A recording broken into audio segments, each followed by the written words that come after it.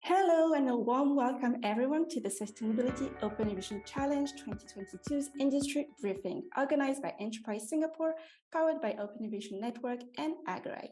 We hope everyone is having a good morning, day or evening and is excited to get started. Now, the fourth edition of Sustainability Open Innovation Challenge focuses on driving collaboration between key industry partners and creative innovators across the globe, with the objective of building a greener and more sustainable future. Participating industry partners offer a unique opportunity for co-innovation benefiting from extensive expertise and resources. This year, we have over 2.8 million Singapore dollars worth of support available from industry partners and Enterprise Singapore.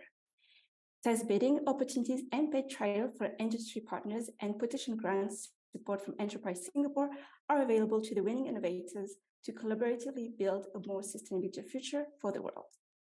My name is Queen and I will be your host for you today. I'm very eager to hear what the challenge owners have to say about the challenges for SOIC 2022. But first, let me give you a quick overview of today's agenda. We will first invite Dingzhi Han, Deputy Director, Innovation Ecosystem Development from Enterprise Singapore, to give a broad overview of SOIC, followed by a video showcasing past successes and participating companies before diving into SOIC 22. The four cycles are since our launch in 2019. We will have insight sharing by our challenge owners, followed by 2 Q&A sessions in between. We'll finish with a final Q&A for general questions in the end. So it is my great pleasure to invite now Dingzhi Han, Deputy Director, Innovation Ecosystem Development from Enterprise Singapore, to share a few words to officially kickstart this SOIC 22 industry briefing. Dingzhi, please, the floor is all yours. Thank you, Queen, and a warm welcome to everyone that's joining us today. I still remember when Sustainability Open Innovation Challenge, or SOIC, was first launched in 2019, a large proportion of the challenge owners at the time were from the public sector because sustainability was seen more as a government-led effort. Fast forward to the fourth cycle this year, we are excited to have many corporates from around the world joining us in this challenge.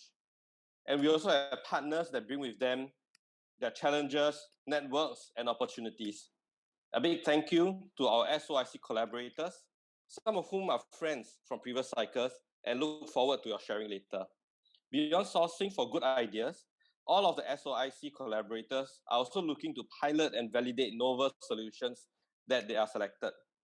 And many are also providing resources to support the development efforts. I hope our exciting challenges and market opportunities will be able to attract innovative proposals from all of you here today. Feel free to interact with our challenge owners through the Q&A session. In the video that's coming up next, some of the companies that benefited from SOIC, the past cycles of SOIC, will be sharing their experience, together with a glimpse of what to expect for SOIC 2022. I wish all of you a fruitful session ahead. Thank you. Thank you so much, Dingzhi. Indeed, year on year, we see increasing interest from corporates and government agencies to innovate to address sustainability challenges. Before we hear from our challenge owners, let's begin with a video presentation that highlights the past 3 cycles of SOIC, and of course, the recently launched 4th cycle, currently open for applications. The video manifests how SOIC has grown and strengthened over time, and how sustainability plays a crucial role in preserving the environment. Discover how our past already have achieved success and what the industry partners are looking for in the SOIC 2022.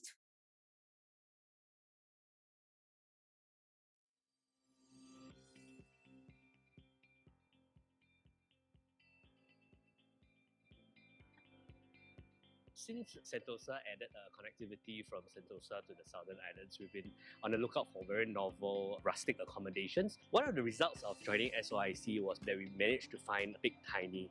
SOIC provides us with the opportunity to bring 5 of our tiny houses onto Lazarus Island for Singaporeans to experience staying close to nature yet in the comfort of our eco-friendly tiny houses. As a company, we don't have all the capabilities to solve our day-to-day operation problems.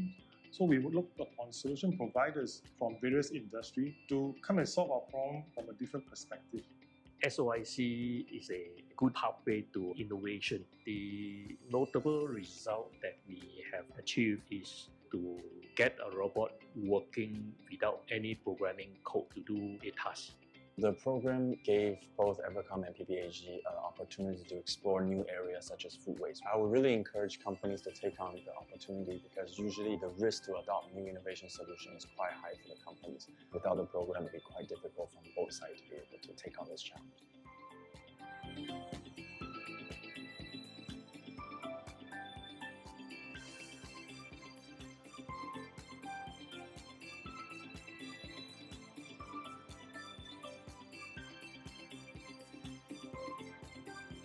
As an industry association, we have valuable resources and network within the fashion value chain. And this is a very interesting opportunity for industry players to crowdsource new and innovative solutions towards a greener future.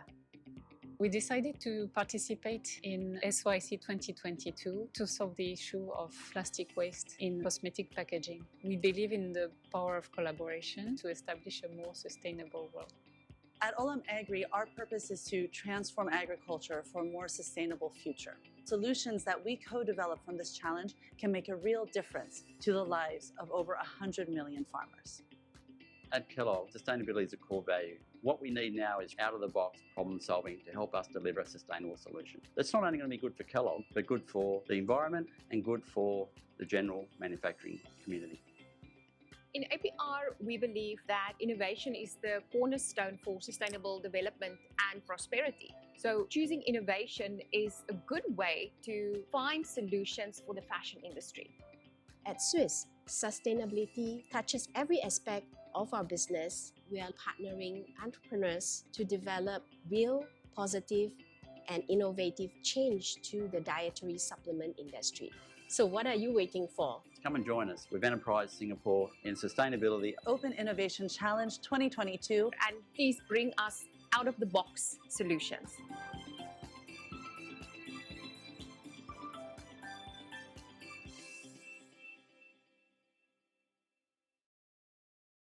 All right, awesome.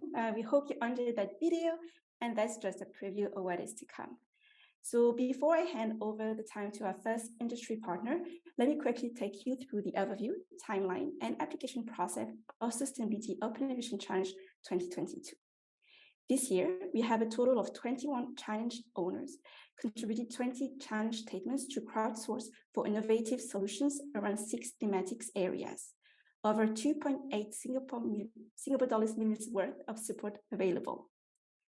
There are 6 challenge areas that innovators can tackle for this challenge, namely zero waste, sustainable food source, sustainable materials, sustainable packaging, renewable energy, and last but not least, green buildings. Here you will see the overview of the SOIC 22 timeline. The challenge was launched on October 25th, and applications ran through January 31st, 2023. So start applying now. Following that, during the selection phase, shortlisting of innovators will begin, and the list of shortlisted innovators will be announced by March 9th, 2023. From there, they will proceed to have their one-on-one sessions with our challenge owners for evaluation. Finally, we will announce the list of awarded innovators by April 8th and end with a closing ceremony. And more details can be found on the challenge website, so please take a look there. Winning innovators may have the opportunity to work closely with industry partners to co-develop solutions and benefit from the extensive expertise and resources. They may also stand a chance to receive prize money, paid trials, and pilot opportunities along with potential grant support. And a 70,000 Singapore dollar prize money is also up for grab for our challenge sponsor, Hexagon Group, for the winning innovators. Here's a quick overview of how to start your participation in the challenge. You can start by scanning the QR code or to go on the link to go on the platform. First, you will need to create an account on the Sustainability Open Innovation Challenge platform simply by clicking on the Create an Account button on the top right corner. Then you will need to fill up all the registration fields, and once that's completed, you will need to validate your account via the link sent to your email address. Once you are logged in, click on the blue Participate button in the top right corner and accept the terms and conditions of the rules and regulations pop-up. Follow through with the application and submit your participation form along with your deliverables. That brings us to the end of the quick overview of the application process. If you have any questions, feel free to let us know in the Zoom chat. Now, introducing our strategic partners as well as our challenge owners for the SOIC 2022. We have with us our partners along with their respective challenge owners. CNHi, a global industry association serving the manufacturing supply chains for the microelectronic, display, and photovoltaic industries. Then we have Singapore Agri-Food Innovation Lab, a national platform hosted by NTU and partnered by Enterprise Singapore to bridge agro-businesses with SMEs, startups, industry partners for innovation, investment, and market. Singapore Fashion Council, SFC, is the official trade association for the fashion industry in Singapore that works to position Singapore as an innovation fashion hub for Southeast Asia. And last but not least, SOIC 2022 is supported by the Liveability Challenge presented by Temasek Foundation. CheilJedang is a global platform that hunts for and accelerates the launch of innovative solutions to urban challenges of the 21st century in cities in the tropics. Moving on in view is our full list of challenge owners who come from a wide range of sectors, including but not limited to agriculture, waste management, healthcare, e-commerce, fashion and textile, energy, consumer goods, and F&B industry. This only shows how prevalent the need for sustainability solution is. It is our pleasure to have had their active participation throughout the challenge. So, Asia Pacific Rayon, CheilJedang, CNHi Industrial, Dole, EM Services, Fei Siong Group, Hire, Kellogs, Olam Agri, GlobalFoundaries, RGE NTU Sustex, Sembwaste, Sentosa, Shiseido, Solarvest, Swisse, and last but not least, Teo Garments. So thank you so much, everyone, for your active involvement in these great initiatives. Moving on to the segment everyone is waiting for this first segment, we will focus on challenges organized in conjunction with our strategic partners. Q&A is open throughout the session, so feel free to pop your question into the Q&A box. The question may be answered live or through the Q&A box. Do note that we will only be addressing questions specific to the challenge statements. Questions pertaining to partition grant support for Enterprise Singapore will be taken off online separately. So first up, we have Mark Breen, Managing Director for Southeast Asia, Japan and Korea, from CNHi Industrial, who have been onboarded by Singapore Agri-Food Innovation Lab to find solutions and opportunities in the agri-food sector. Mark is here to share the challenge statement targeting the mechanization of the harvesting process of palm oil. Mark, please, the floor is yours. Thank you. Good morning, good afternoon all. As introduced, my name is Mark Breen. I'm the Managing Director of CNHi Industrial for Southeast Asia and Korea. I have the privilege to work for a company called CNHi Industrial, who is one of the largest manufacturers of agricultural and construction machinery on a global scale.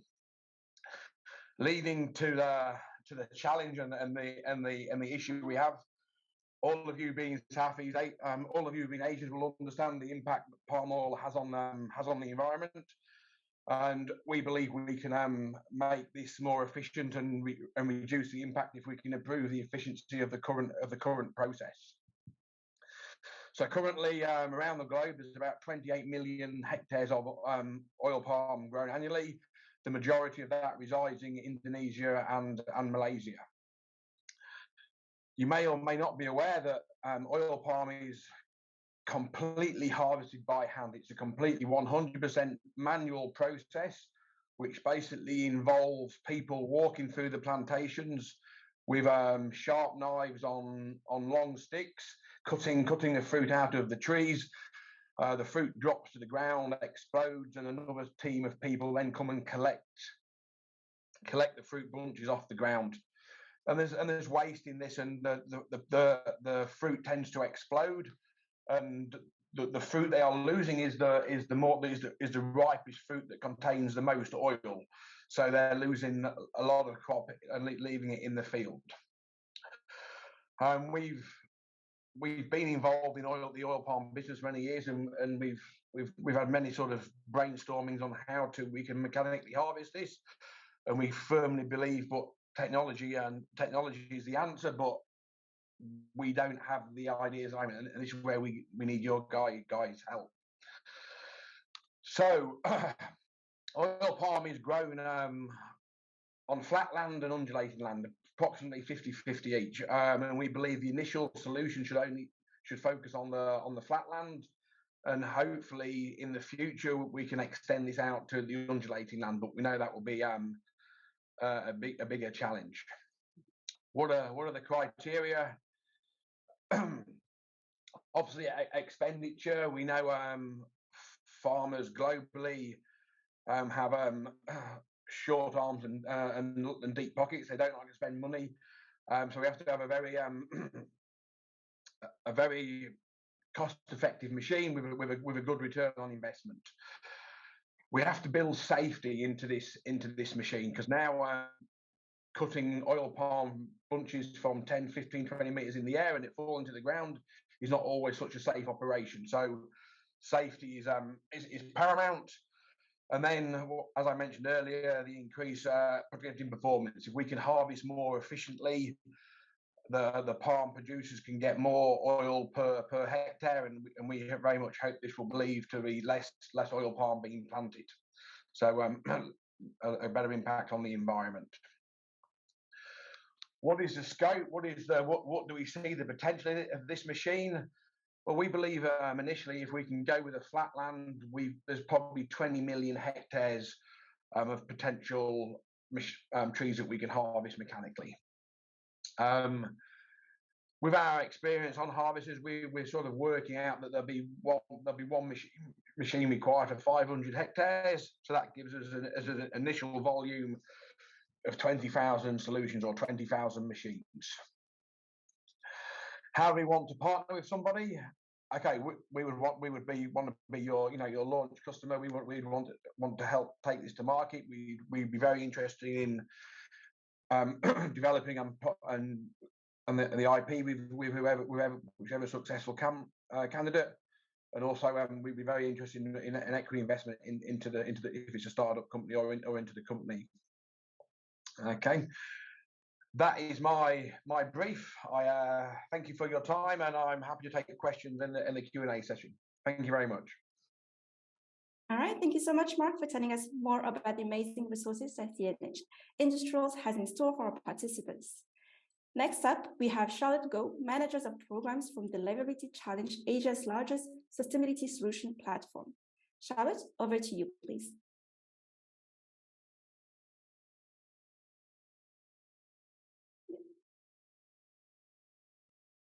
Okay, slides are up. Hi. Good. Yeah. Hi, everyone.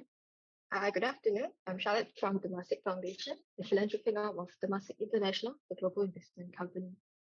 So today, I'm happy to be here and to be collaborating with ESG to feature the Liveability Challenge as part of the SOIC platform. Now I'll go straight into it. The Liveability Challenge, otherwise known as TLC, is presented by the Temasek Foundation, and it is Asia's largest sustainability solutions platform. It is also a global competition that is on the hunt for game-changing innovations that can help enhance the sustainability and livability of our cities. We are looking for disruptive innovation that can move the needle for key sustainability challenges in tropical cities like ours. So we're looking for solutions in the space of energy, food, as well as circular economy. We are looking to help pre-commercial and pre-seed projects that are at technology readiness level 6 and above scale and commercialize. That is to say, projects should have already completed the proof of concept and are now looking to do an industrial or commercial pilot. We are company agnostic and are open to solutions from across the world. So winners of TLC will walk away with 1 million Singapore dollars in grant funding from Temasek Foundation to conduct their commercial pilot here in Singapore.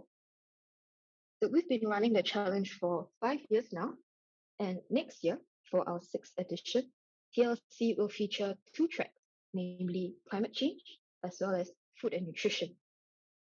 So for the climate change track, as the world's spotlight on carbon emissions grow, we are continuing our efforts to enable disruptive innovations that can remove carbon emissions at scale. So we're looking for solutions like the likes of our carbon capture, utilization, and storage technologies.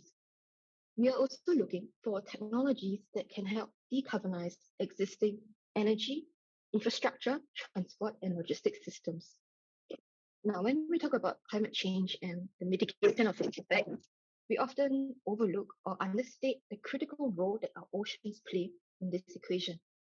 So, in recognition of the urgency required to restore and maintain the vitality of our ocean ecosystems, we are also looking for ocean-based technologies and solutions that help restore and regenerate coastal and marine ecosystems. So such solutions also include technologies that can help improve the measurement, reporting, and verification of the effects of climate change in these environments. And on to the food and nutrition track, I'm happy to share that it is co-presented by the Singapore Food Agency. And in this track, we are looking for circular, net zero, urban agriculture and aquaculture systems that can provide safe and nutritious food for Singapore. We are also looking for solutions that can advance alternative nutrition industries in order to bolster our food security. Now on to the exciting stuff, the money. So for the first time ever, we are doubling the available prize money to 2 million Singapore dollars, with 1 million going to the winner for each track. Again, this pool of funds is meant for these teams to kickstart the commercial pilot. In total, there will be about 2.5 million Singapore dollars worth of grant funding and other investment prizes up for grabs at TLC next year. So very exciting times ahead. Applications are open now until 31st March 2023. You can apply at the link listed at the bottom of the slide here. You can also find it by scanning the QR code there. So we're really excited to see what the vibrant innovation industry has in store for us. And we very much look forward to receiving your application. If you have any further questions, you can also drop me an email, and my email address listed there. And with that, I'd like to thank you for your time. Hope to see your application soon. Thank you. All right, thank you so much, Charlotte, for sharing about the Liveability Challenge. Now moving on to Andrew Burns, Director of Venture Capital, Micron Ventures representing SEMI, who will be sharing with us more about the S3 event that awarded SOIC 22 innovator under GlobalFoundaries challenge statements will also gain access to. Andrew, please, the floor is yours. Great, thanks so much. Can you hear me okay? All good? Great. Let me go ahead and share my screen. Yeah, thanks so much, everyone. My name is Andy. I'm with Micron Ventures, the venture capital arm of Micron Technologies. For those of you who don't know Micron, we're a large semiconductor company headquartered in the US, but actually our largest factory is based in Singapore. And excited to be talking with you all today about sustainability. A little bit of background about myself because it's pertinent. I'm kind of this like clean tech warrior. I've gone through a couple of the cycles of startups in the sustainability category. Initially doing project development for utility scale wind and solar, and then investing in early stage clean tech companies through California Clean Energy Fund. And then I ran my own startup, launched it and ran that, and still raised a bunch of venture money and spent it all and drove my startup into a fiery mountain. Because sustainability startups are really hard. And the great thing though is that the timing for clean tech startups and sustainability startups is very good, because the urgency of the need is acute. And this is across all industries. I'm a startup guy. I invest in startups. And so I think in terms of like where money is going across the ecosystem. And when a couple of years ago, when I started with Micron, very early on, we as a company started going through our sustainability transition. And so it landed on our team to, hey, how can we drive sustainability change faster, leveraging new technologies and startup inside of semiconductor. So I was really excited about that and quickly reviewed the whole ecosystem of how like the startup funding universe was coming together and how it was executing. This is a couple years old, but I think the data still holds pretty true. There's tons of venture capital money and lots of startups driving sustainable innovation. But they're all like really focused on specific industries, right? If like my background was in batteries, right? I studied batteries. The big driver for battery technology came from transportation, right? Electric vehicles, and right there's applications in grid, but those haven't been realized yet, and that's not what's driving it, right? So the way I look at the industry is like the way I look at the startup ecosystem for sustainability. It's really driven through these industry specific verticals. And now we have this new buzzword, industrial decarbonization, right? Where companies like Micron and other large industrials were going on this journey of, hey, how do we accomplish our sustainability net zero goals? And there's no one size fits all solution for us. So, and that creates a challenge. So we kind of have to work a little bit harder. The good thing is we know the barriers to entry, and we know the limitations, and we know kind of what like new technologies and startups need to be able to introduce and then scale into a company like Micron. We also know that we're not alone at Micron as a company, and that there's other companies in the same process of our evolution of adopting sustainability technologies. So what we've done over the last couple of years is we've pulled together everybody across the semiconductor ecosystem. And not everybody, but a great big chunk, and really doing it through the corporate venture capital arms of all these companies that you see here. And really we've come together and collaborated to create this event that we call S3, Startups for Semiconductor Sustainability, where it's a pitch event where we put a call to action of, hey, these are the categories of interest where we are as an industry, based on our evolution as an industry of going to that sustainability transition. Last year, we were focused on energy efficiency, water, and materials, right? Very broad nets. And we've been working with semi.org kind of as this nonprofit management umbrella to be sure that all these competing teams align to add value for the startups that like come into this program.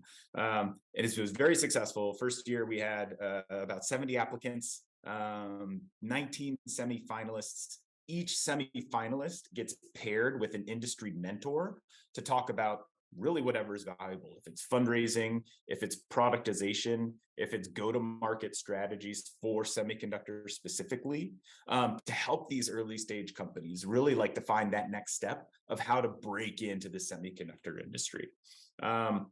Lessons learned. So we're going into our second year, and we're starting applications, I think in late December, early January. The QR code here takes you to the application page, which doesn't let you apply yet, but you can update kind of as we go forward.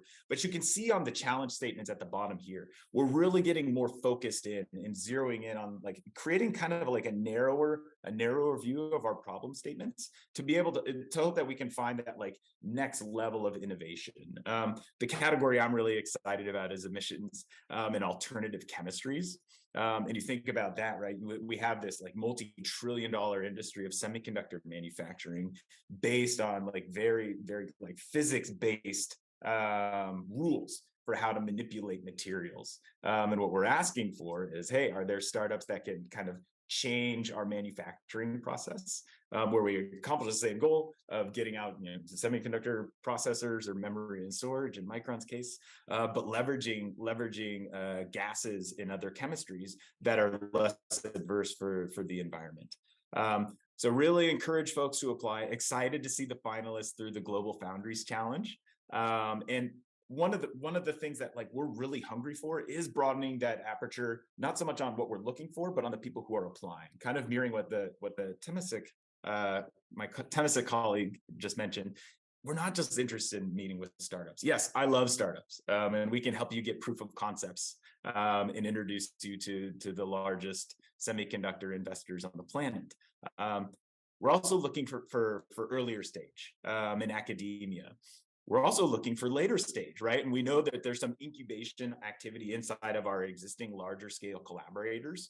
And we're encouraging those folks to actually bring in their innovations in-house, introduce them to our teams earlier on in the stage than might otherwise be introduced, to help accelerate their path into market, to help us accomplish our sustainability objectives. So yeah, looking forward to seeing you guys apply. And this is a great program. I'm excited to be here. Thanks so much.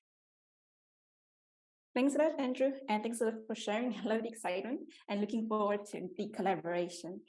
Up next, onboarded by SEMI, let's welcome Yu Yutong, APAC Environmental Engineering Lead, and Vaishnav Subramanian, APAC Waste Managers from GlobalFoundaries to share about their challenge statements. GlobalFoundaries is calling for solutions for their two challenge statements under the challenge area Zero Waste and Green Buildings, respectively. Over to you, Leo and Vishnu. Yeah, you can go ahead.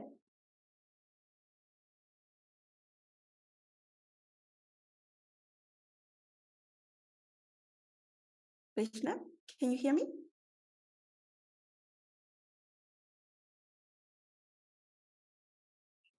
Sorry, just a moment. Sure, no worries. Yeah, sorry.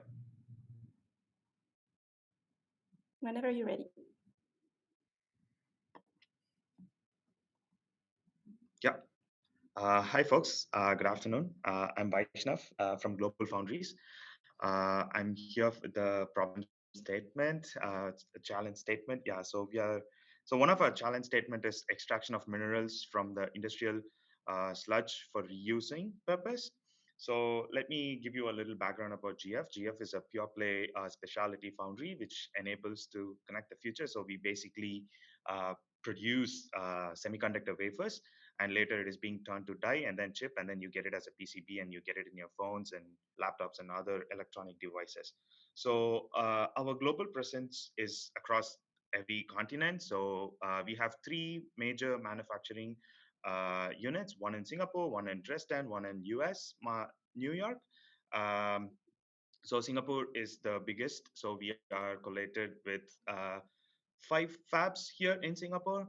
So yeah, you can see how big of people like we are generating. So a little background, we know that so the wastewater treatment produces a lot of waste, as in after the process, you get a lot of sludge being generated, and which is sent to landfill, and it is being disposed over there. So, however, some of these sludges that actually contains a lot of valuable minerals, which could be reused in various industries if only we could be able to extract them into minerals or chemical forms. So GF in general generates around 2,500 tons of sludge, which is 2,500 tons of sludge is generated per year. So by the water treatment, as in like with biotreatment and other chemical processes. So previously, the membrane technologies had demonstrated the feasibility of extracting minerals from the industrial wastewater, but it didn't have much of the facility to separate the multiple minerals mixed in the wastewater out of the distinct streams with individually greater utilities and economic value. So therefore, GF, we are actually looking for some novel solutions that can actually extract the minerals out of the industrial sludge that could be used for by other industries. So the solutions that we are not actually looking for is the technologies which cannot separate out a mix of minerals from the wastewater, and also a technology in which the end product is not a concentrated brine or mineral solid which is being generated out of the process. And the technologies which we can't work either is like high volume industrial wastewater cheaply and efficient, or like it includes pre-treatment methods to work with the industrial sludge. So we are basically giving you the final sludge, and from there, that is your raw material, and you can use it to produce, you can separate out into minerals or other chemicals. So some of the technical requirements would be like scalable for various orders of magnitude of industrial wastewater volumes, because it depends on the daily capacity, and also how much sometimes the water can be higher, sometimes the water can be less. So depending on that, the sludge generation will be varying. If the technology works on high volume industrial wastewater, the outgoing effluent must be able to meet the sewage and drainage regulation. That is the trade effluent regulation according to the Singapore standards. Yes. And automated operations requiring no manpower beyond a local control room. tolerant of variable quantity incoming sludge and wastewater, preferably continuous operation mode, that is non-batch method. Going to the developmental stages, we would evaluate the ROI and earn back time being proposed by individuals on case-by-case basis. Some of the potential opportunities could be like GF could provide some of the resources such as relevant data, samples, and possibly we could set up a test or pilots at the site. And if the pilots are successful, then probably the cost target would be around $5 million US, which could include labor, testing, commissioning, and installation, everything. So currently we are looking for 1 unit, but we could probably expand it as the industry expands. So we could probably go up to 2 units at the maximum. Looking forward to take your questions at the end. Yeah, thank you. And I pass it on over to my colleague. Thank you. Thank you, Vaishnav. I think you up next.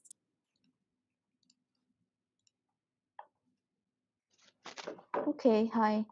My name is Yu Thoms. I'm the AirPad Environmental Engineering Lead in GlobalFoundries Singapore. So let me just directly goes to our second open challenge. Yeah, so for the background is that currently the greenhouse gases abatements in the semiconductor phase actually performs at the point of use levels with a cabinet size systems for each tools. So this actually both required a large space and also utilities to maintain a sub-fed environmentals suitable to house these point of use abatement systems. So to enable GlobalFoundries to reduce its greenhouse gas emissions, so we are level looking for solutions that can provide us with facilities levels abatement systems for destructions of greenhouse gases from our fat exhaust. So the systems, so for the basic requirements for the systems that is not point of use levels that actually require additional space in our subfed, and there's no targeted tool selections for this abatement system to be deployment, and the systems shouldn't require the introductions of new specific gases, and there's no generations of solid non-renewable waste.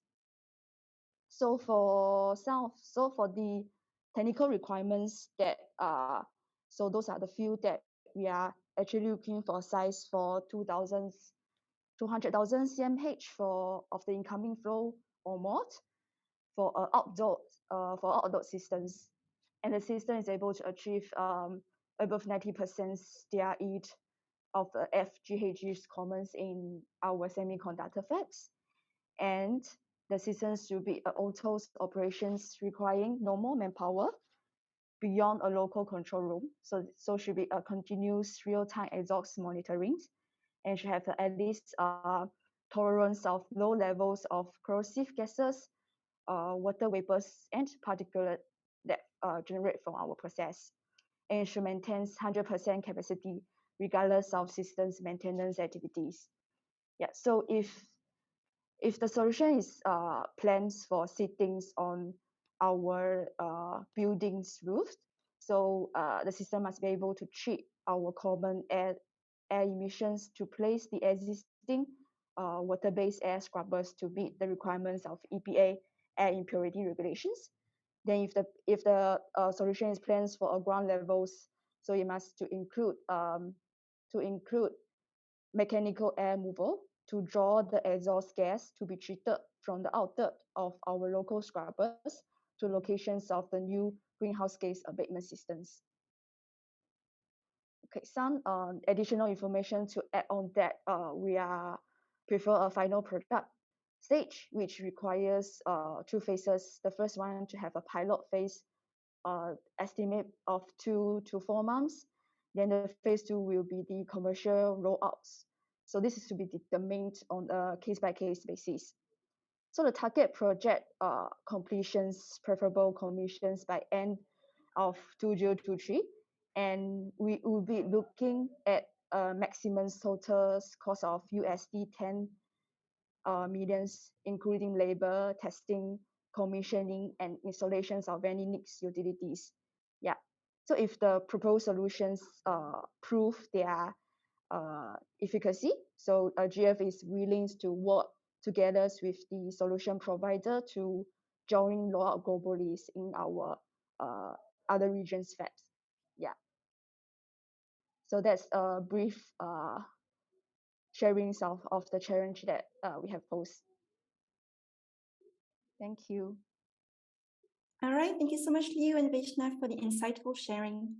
Next, we have 3 challenge owners covering the Zero Waste Challenge area, and they are onboarded by the Singapore Fashion Council to find innovative and sustainable solutions for the fashion and lifestyle industry.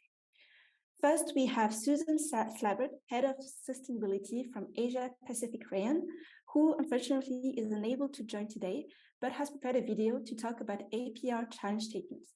Can we have the video, please? Good afternoon, everyone. My name is Susan Slabbert, and I'm representing Asia Pacific Rayon. We are very excited to be part of the Sustainability Open Innovation Challenge for 2022. First of all, I would like to apologize for not being able to join in person. By the time you're having this session, I will be traveling to the Textile Exchange Conference in the US, and the time difference would just make it impossible for me to join in person. So let me get into this in the interest of time. Asia Pacific Rayon is looking for a solution provider that can help us find a substitution of or an alternative process to chemical use for viscose spinneret cleaning. Before we get to what viscose spinnerets and the cleaning process entails, just a brief introduction to APR. So we are a viscose staple fiber manufacturing based in Indonesia, and we are uniquely co-located with our sister company in the same complex.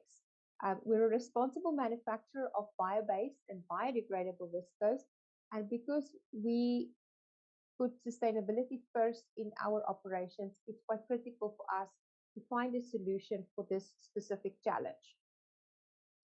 So just a little bit of background on the challenge.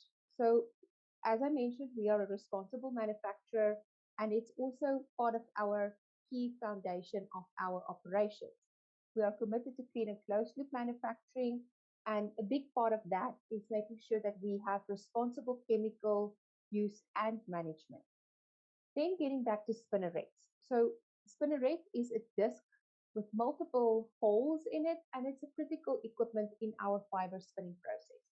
And the cleanliness of this specific spinneret is quite crucial. So in the next slide, you will see exactly what a spinneret looks like. So the middle picture is it's a picture of a typical spinneret. So just to quickly describe the process, the first step is we make the liquid viscose, which is like a honey-like substance, which we then force through pressure through these little holes or the eyes in the spinneret discs. That goes into a spin bath solution that then essentially forms the filament fibers that becomes the viscose staple fiber after it's been washed and dried. So after each shift change, each of the spinneret discs in the process is changed, or even if there's any other breakdowns or issues within the shift. So you can imagine with about 110 of these discs having to rotate every 8 hours, there's a lot of cleaning involved. So the current standard or industry standard practice is to use a chromic acid solution for the cleaning of these spinnerets. And typically we would use sodium or potassium dichromate, which is a strong oxidizing agent, which we mix with water and some sulfuric acid to dissolve the impurities.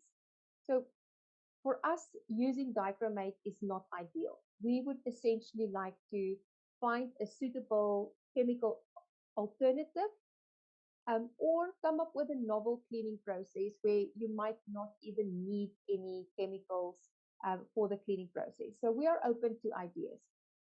There's a lot more information about the process, what we've tried, what does not work, and more specific on our expectations from the solutions that we hope to find. I hope there's many people that would be interested in joining us in finding a solution. And if anyone's got more questions, please reach out to the organizers, and I'll try and answer all the questions as soon as I'm back. And I can even offer some one-on-one sessions with solution providers if required. Then just quickly on the potential opportunities and a little bit of additional information. So we are offering a cash prize of 10,000 Singapore dollars for the winning solution provider. And then also we have set aside paid pilot support up to 30,000 Sing dollars. And then ideally, we would like to bring the solutions providers to our manufacturing facility to help to basically become part of the process, to see how we operate, how the spinnerates are used, how we clean them. And we have facilities available that can be used as a resource. We've got skilled people that can also participate and support in kind. And then additional to that, our project has been granted a proof of concept development grant, and that is a 35,000 Sing dollar price as well. In terms of potential market and business opportunities, in addition to our single site here in Indonesia, we also have 6 viscose manufacturing facilities in China. So if we find something, it has the potential to also be utilized there. And then because this is a unique and a good thing for our industry, we feel that this clean or greener alternative to the use of questionable or not questionable, but a restricted substance, it would be good to use that in putting that into industry standards like Oikotex or the ZDHC, so that other industry players can also move in the direction of finding alternative solutions to industry standards. Yeah, I hope that gives a little bit more clarity, and I'm looking forward to getting all of your questions and getting stuck into this Open Innovation Challenge. Thank you very much. All right, thank you so much, Susan. If you have any questions directed to APR, feel free to drop them in the chat box, and we'll take them offline with you separately. So second, we have Kevin Ko, Center Manager from RGE NTU Sustainable Textile Research Center, to share his challenge statements. Kevin, please, the floor is yours. I think you're muted.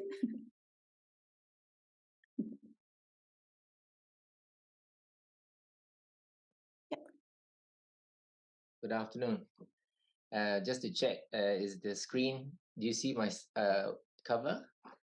Perfect. Okay, thank you. Very good afternoon to everyone.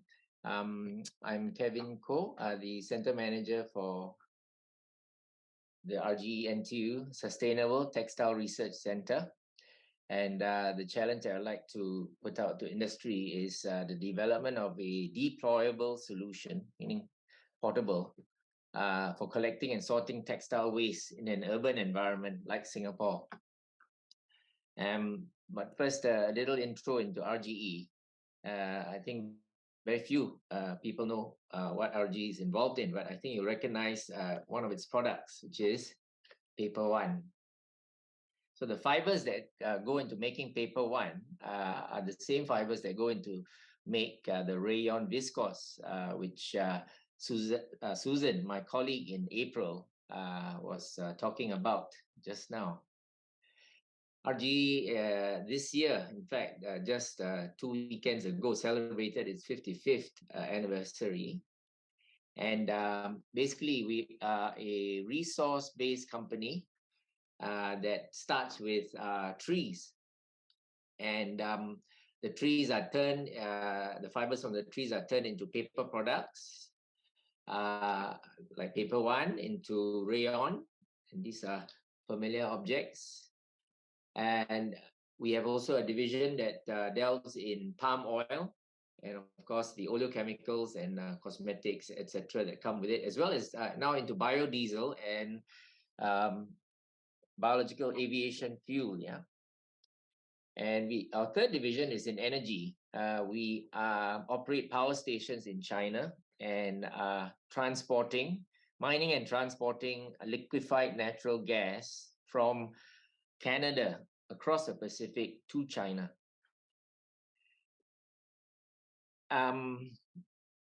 The philosophy of sustainability undergirds RGE right from the core.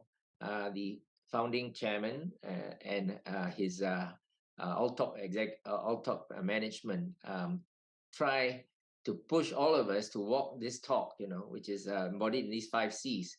Our values start with community, country, climate, and company comes last, number 5. And I came in skeptical, but after my time, my months with RGE now, I kind of see that people do make a real effort sincerely to make this happen. Because RGE is the largest viscose producer, accounting for 18% of rayon viscose, and of which encompasses half of China's viscose production. It saw itself as needing to also lead in sustainability in the textile viscose industry. So it tied up with NTU, Nanyang Technological University, to set up the research center. And this challenge actually is part of our research center's effort in sustainability. I would like to show you a little video of the research center's from the research center's website. Yeah, and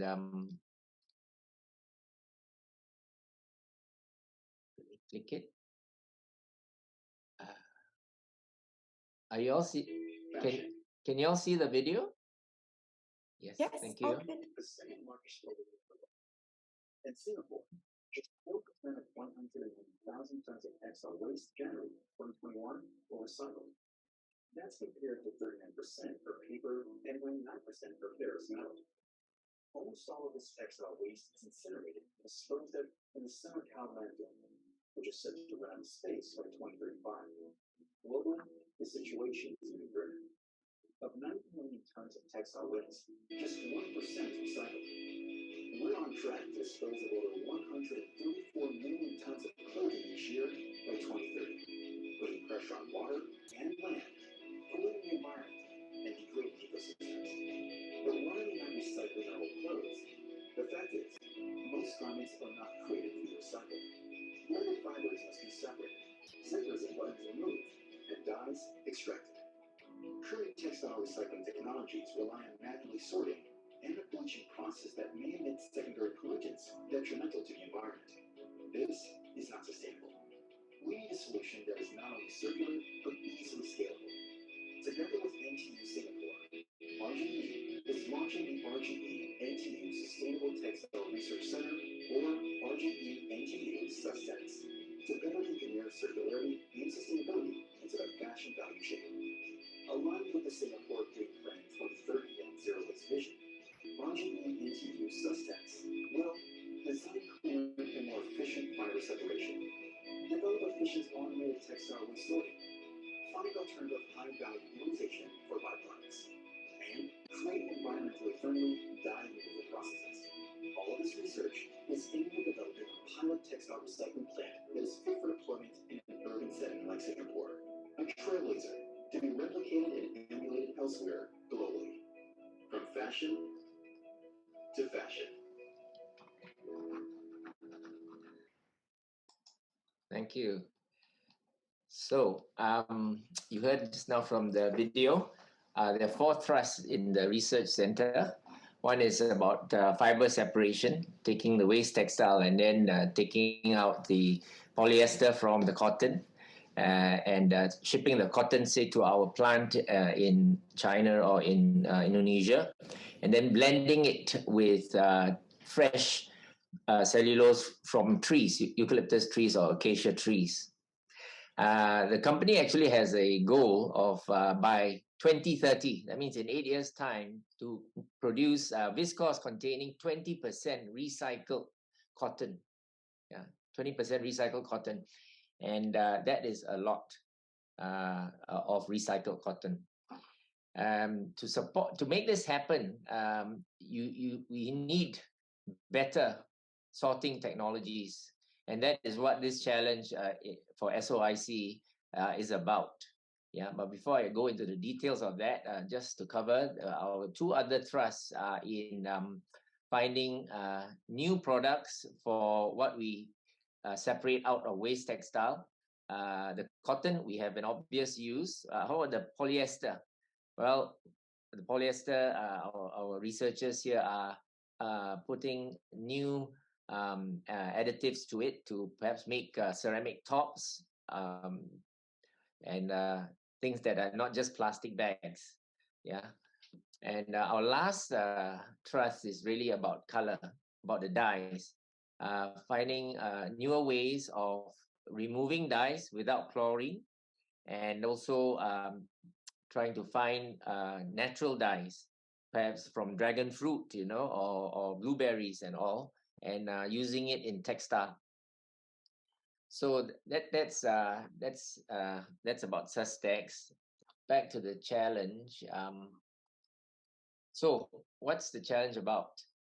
We are really looking into this part about sorting, a mobile sorting system to complement what we are developing here at Sustex, which is an urban fit textile waste processing system.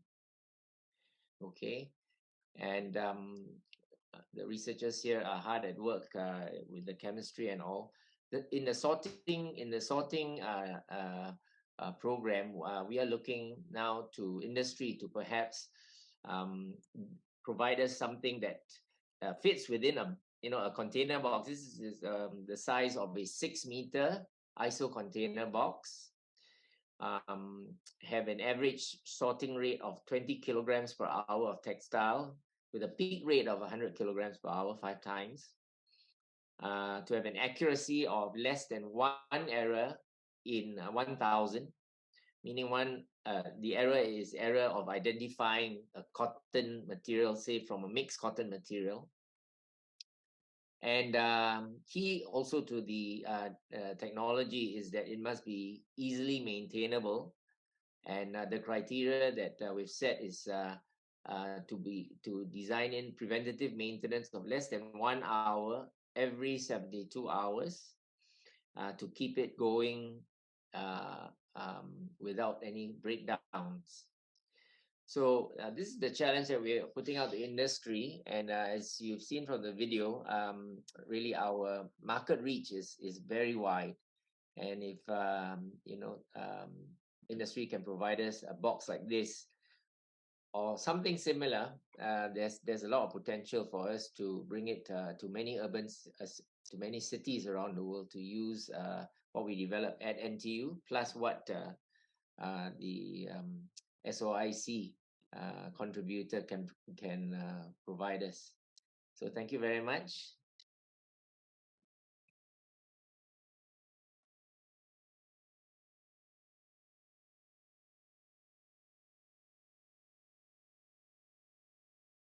Bye.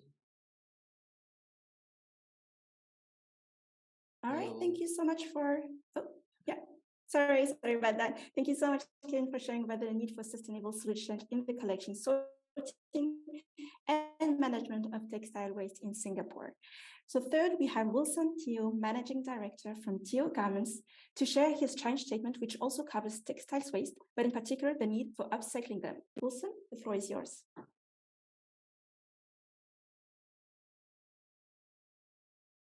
Hi everyone, good afternoon.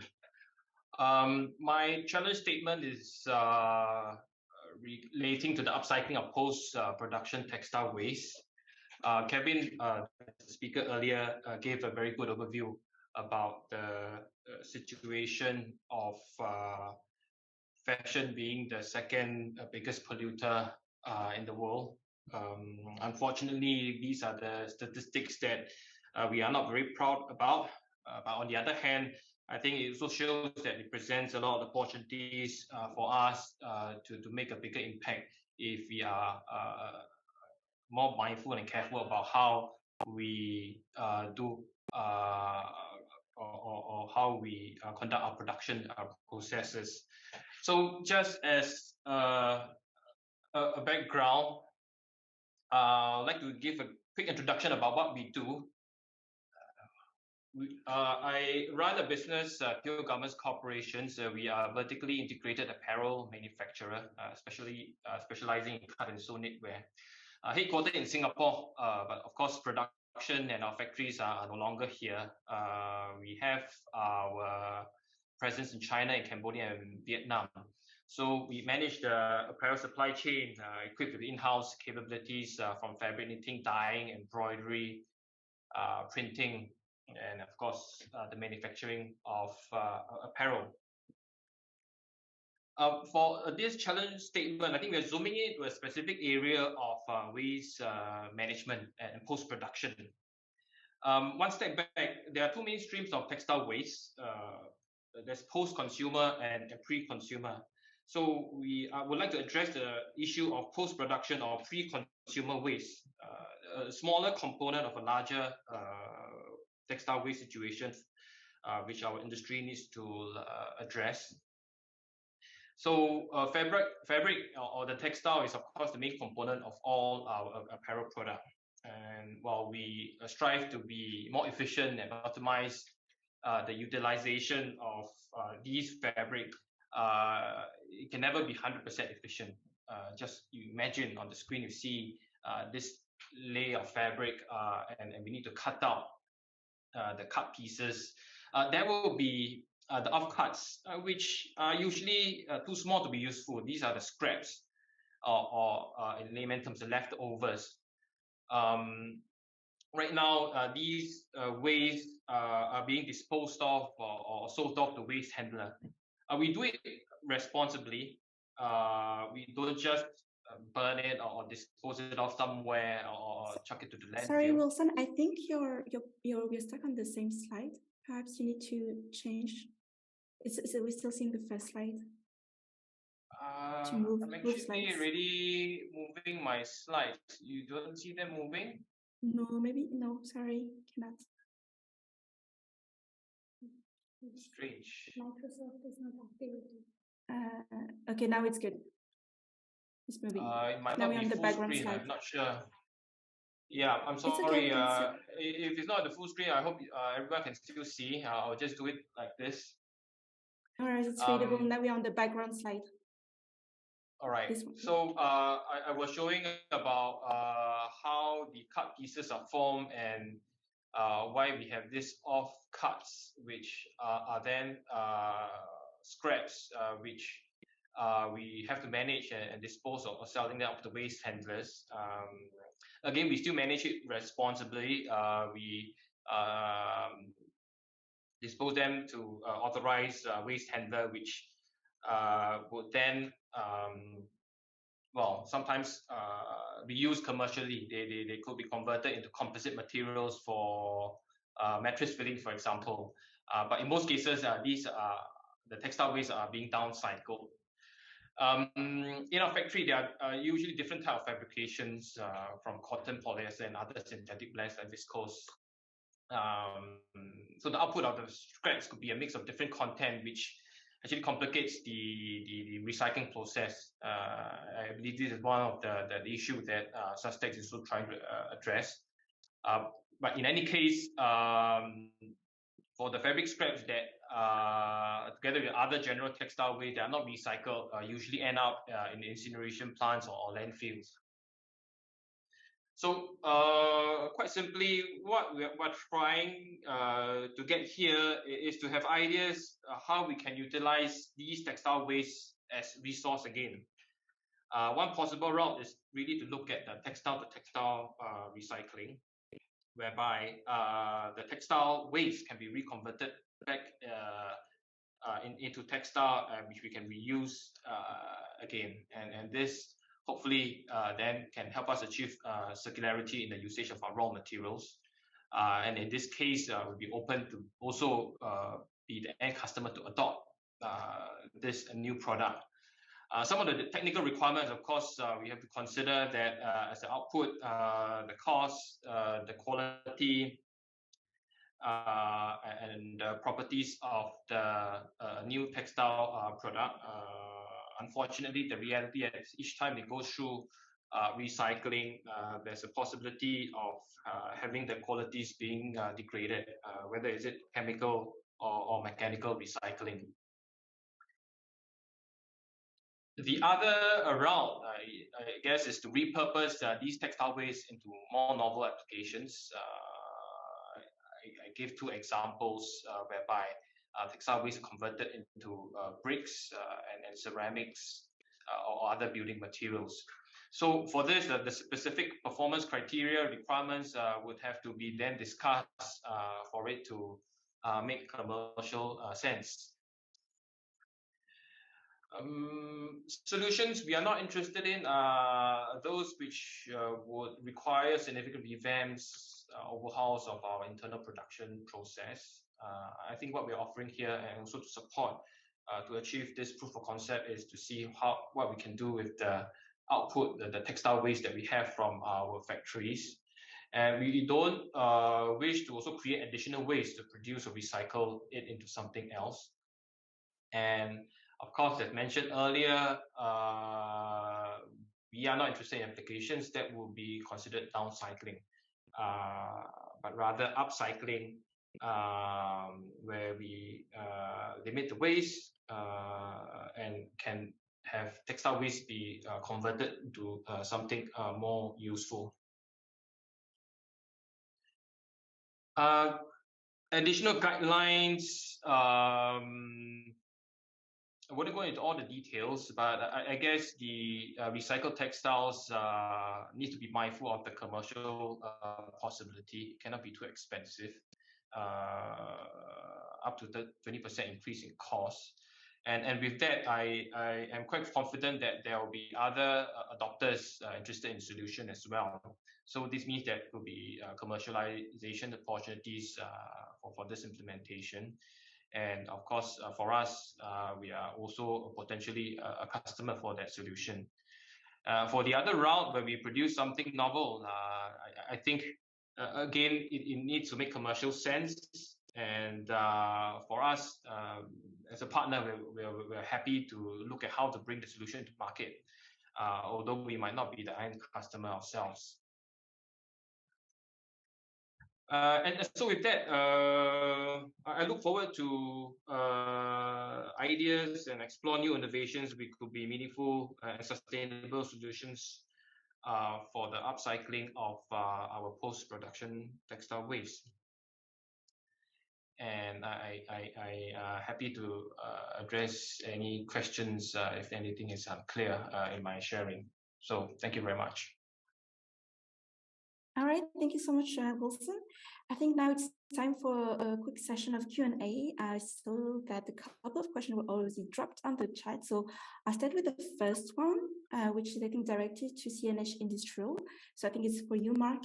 Will the engineering support from the India Technology Center in New Delhi be provided to innovators outside of India? It's certainly a possibility we can look into, yes. Oh, short and straightforward answer. Thank you so much. All right, so the other question is, hello, what are some of the awarded solutions from past editions of the TLC, and what are the investment opportunities available? So I think this question goes to Charlotte. Yeah, so okay. I didn't have time to share earlier, so let me just go through briefly. So one of the winners of TLC, this one was from 2021. The name of this company is called CNHi. They are a startup spun off from UCLA in the US, and their technology is electrochemical based one that enables the large scale removal of carbon dioxide from seawater, and they are able to store the carbon dioxide as carbonates to be sold as construction materials and more. Because it's an electrochemical process, they are also able to extract hydrogen from seawater. And they are now actually working with PUB, a Public Utilities Board, to do a pilot at one of the desalination plants here in Singapore. Other winners from past editions include Tree Labs, who is making the world's first cell-based milk. And there are many more.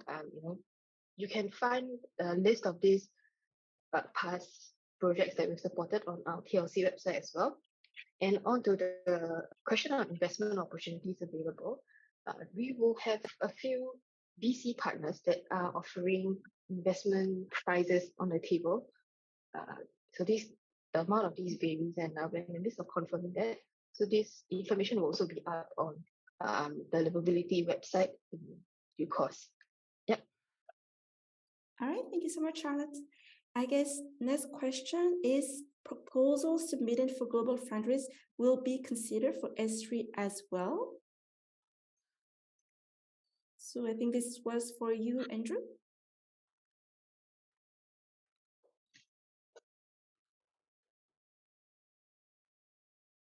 Andrew, if you're still there. Just unmute.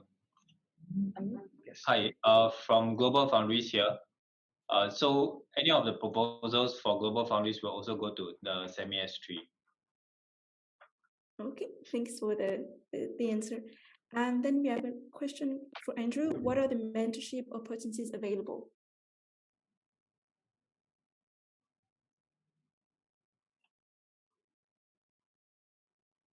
Okay. I'm not sure that we still have Andrew online. So perhaps we'll take this question offline. Okay, this one. Okay, we have next a question to Wilson. Does that mean the route to recycle fibers into materials for other products is not considered downcycling? Well, so I was hoping to have ideas which makes use of the textile waste to then be converted into something more useful. I think the two examples that I gave was having them converted into building or construction materials. But to me, that is not downcycling. But if you give an example whereby the textile waste becomes stuffings to be in the composite, to be in mattress, for example, to me that is downcycling. So it's hard to draw a very clear line, but what we hope to see is to have an end product which is something useful rather than just being a composite material applied into another product somewhere hidden. So broadly, that's what we are looking for. Okay, understand. Thank you, Wilson. So next question is still for you. Will Teo Garments consider being the end customer of the textiles that are not for clothing specifically, like for bags, accessories, etc.? I believe we can pursue these commercial opportunities on a case-by-case basis. I can't say that I will definitely be able to procure and purchase these textiles to be used on other products like bags and accessories, but definitely open to look at what are the commercial opportunities and very happy to look at it together. Okay, thank you. And two more questions for you. Is there an impurity tolerance for the sorting? Impurity tolerance. I'm not quite sure I can understand your question. Okay, I actually think that this question might be more related to what Kevin is doing at Sustex when they are looking how to separate the fibers in the textile waste. So if you can clarify a little bit more, it will be helpful to help us understand your question. Sure, no worries. I think we take it out offline with the person who asked the question, perhaps.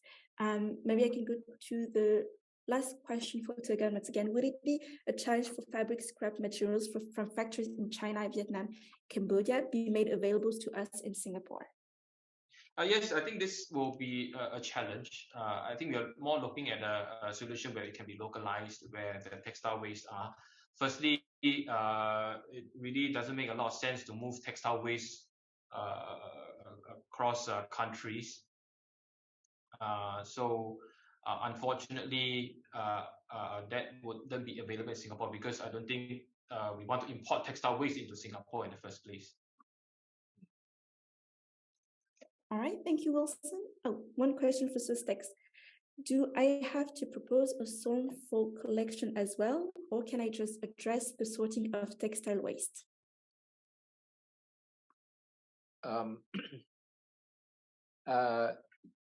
Just for the sorting of the textile waste, you don't have to, no need for collection. It's assumed that the waste textile goes to the box, yes. Okay, Just within the you. box, yes, thank you. All right, thank you, Kenny. I think that is it for this first segment of questions. So we'll just move ahead. Thank you so much to all our strategic partners, Representative Charlotte from TLC and Andrew from CNHi, as well as our challenge owners, Liu, Vaishnav, Susan, Kevin, Wilson, and Mark from GlobalFoundaries, APR, RGE NTU Sustex, Teo Garments, and CNHi Industrial, respectively. So thank you so much for your time in sharing more about your challenge statements. And moving forward, we have insight sharing by the remaining 13 challenge owners, segregated by their challenge areas. Coming up next, we have the challenge area of zero waste. So it's my pleasure to invite Chen Yifang, manager from EM Services, to share more about the challenge statements. Yang, the floor is yours when you're ready. Okay, sure.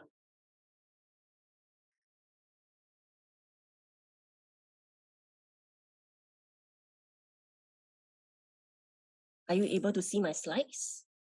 We can see the back end, but I think it should be fine. We can see your slide. Yeah. Okay, thanks. Perfect. Hello, everybody. Good afternoon. I'm Yifang from EM Services. Our challenge statement is the development of a novel solution or byproduct by recycling EPDM rubber flooring. So a background of myself, I oversee EM's Playground and Fitness Corner business unit.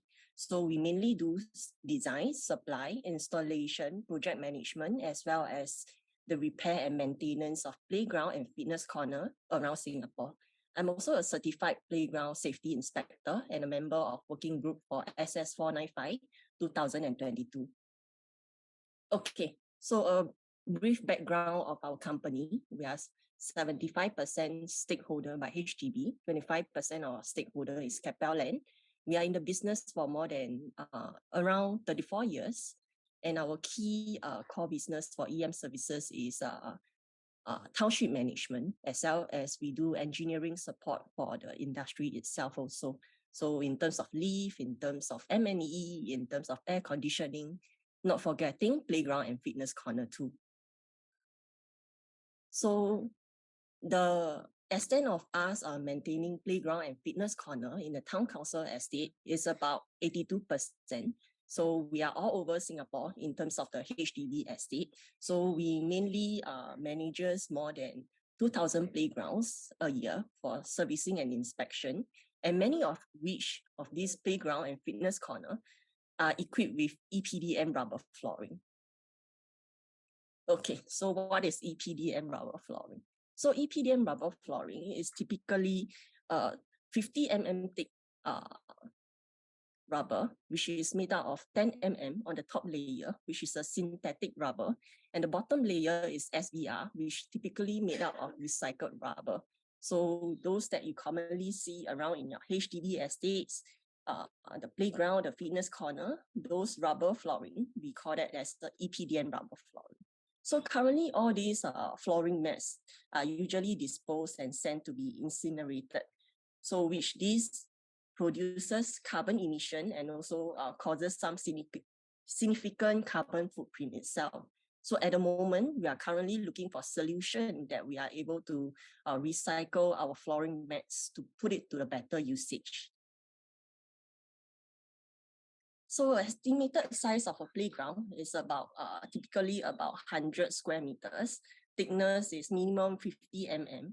So we are looking at about replacing for estimated amount of playgrounds is about 400, and the estimated weight of EPDM rubber flooring to be replaced per year is 95,000 kg. So what we are looking at is recycling EPDM rubber flooring mats into our own businesses or any other novel applications that we are looking into also. Okay, so the requirements that we are looking at is material cost, the cost to rework and repurpose the material, as well as the durability of the material, the ability to withstand non-flammability tests, and then the ability to withstand impact tests of the material, as well as the carbon footprint in this means of upcycling the EPDM rubber flooring itself also. Okay, so the potential opportunities as well as the cost target that we are looking at is mainly a solution that reduces carbon footprint while keeping the cost at par or reducing the cost itself and reutilizing it to our own businesses. So the cost must be in comparison to its first time usage. Other considerations that we are looking at is also out of not in our industry ideas. It can be any novel application. It can be sound absorbing panels, acoustic panels, or any interesting innovations that the industry or you guys can think of. So we believe that direct sales to recycling companies is possible, and we are looking for innovative solution. The resources that we are looking into providing is to help you all to give access to our playground sites, as well as joint inspection or joint experiment, as well as testing of the playground materials required, such as impact tests, which we can work together with you guys when you are on board with this innovation itself. So that's all for my slides. I look forward to receiving innovative solutions. Thank you. Great, thank you so much, Li Bang, for sharing. So next up, we have Shen Yu-Ki, Business Development Manager from Fei Siong Group, to share about Fei Siong Group challenge statements on food waste. Yu-Ki, the floor is yours. Thank you.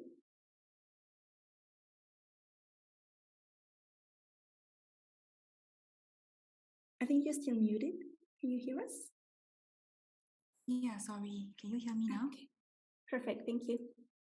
Yeah, okay, let me share my slides.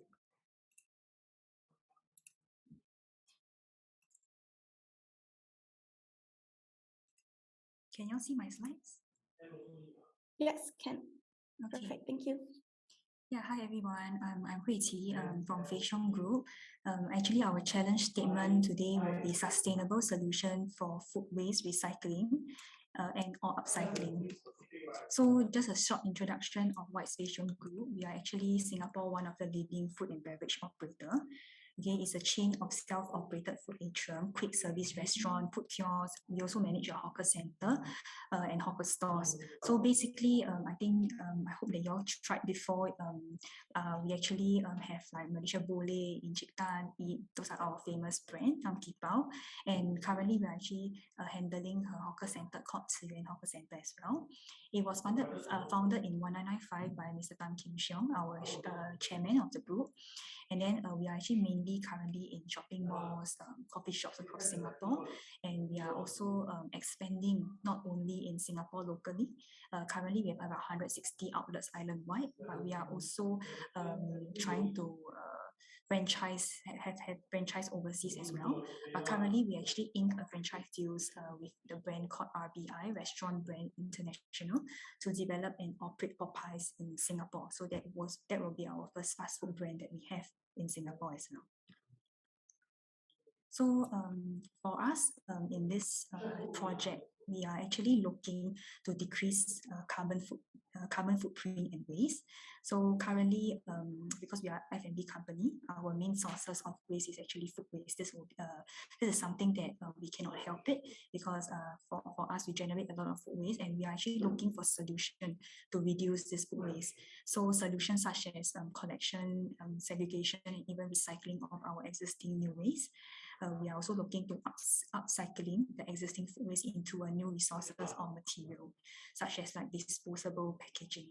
Why we say that is because we, as a F&B food services, we actually use a lot of takeaways and even delivery. So disposable packaging is also getting more and more expensive to purchase, and also we thought that we could actually leverage on this project to get solution from the public. Yeah, so we are actually looking for solutions that's economically viable.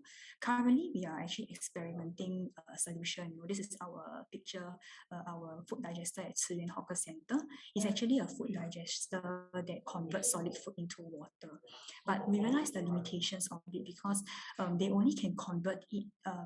There's no segregation allowed. We have our staff have to manually convert and segregate the food items personally, which is actually not very hygienic, because it's every public food waste. So we thought that we can have a solution to actually change that away. And we realized that this digester will also only convert it to water, which of course in general is good to save the earth and all that, but rather not, it did not like add value to our company. That's the thing, that's why we're actually looking for a solution where all these food waste can actually be converted into some new valuable products, such as disposable packaging, which is very valuable for our company. So yeah. Currently, we're looking for implementation in our atrium spaces. Somewhere is about 4,000 to 6,000 square feet. I hope that you actually visited some of our Malaysia Boleh food court before.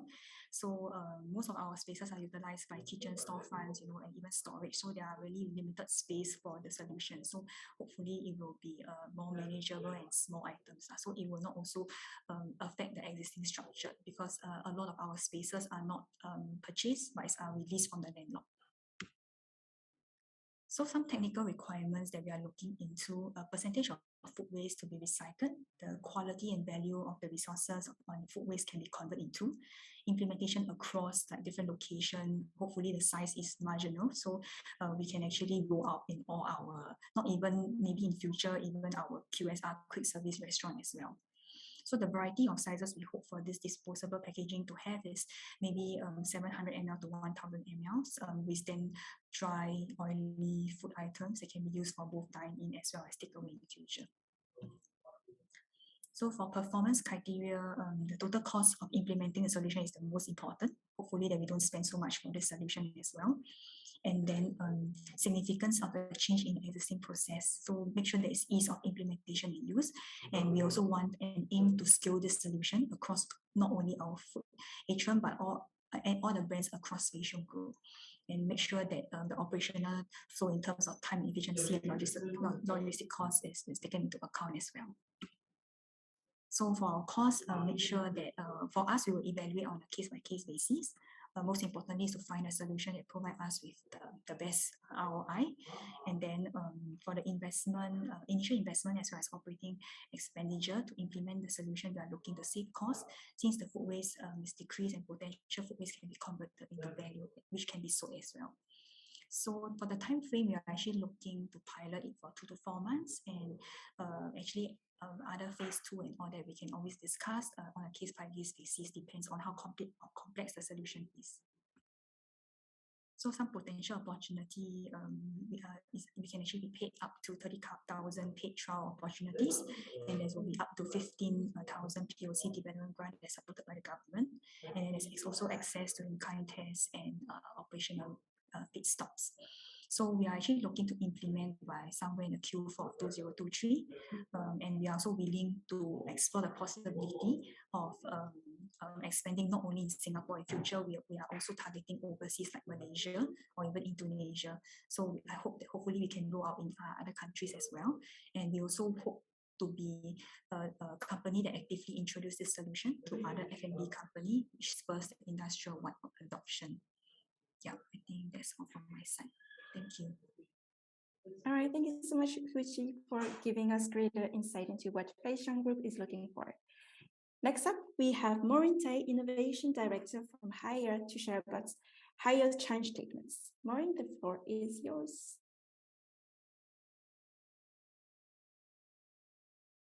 Sorry. No. Continue. Let me figure this out. All right. Share. Can you see my screen? Yes, all good. You can go full screen. First slide, yes. Second slide, right? All right.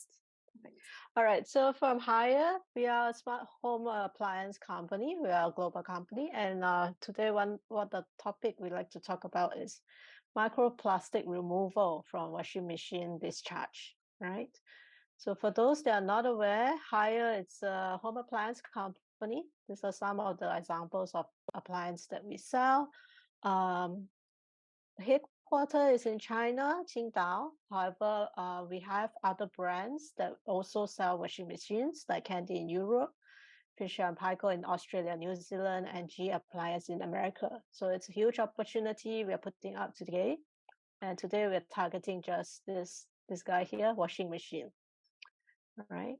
And why washing machine, you ask? So I think you read a lot in the news. A lot of microplastic is found in our water sources now, be it the oceans or our tap water, or even in our bodies, or even the animals that are living and sharing the earth with us. So this is a problem, and we like to put a bit of our help into it.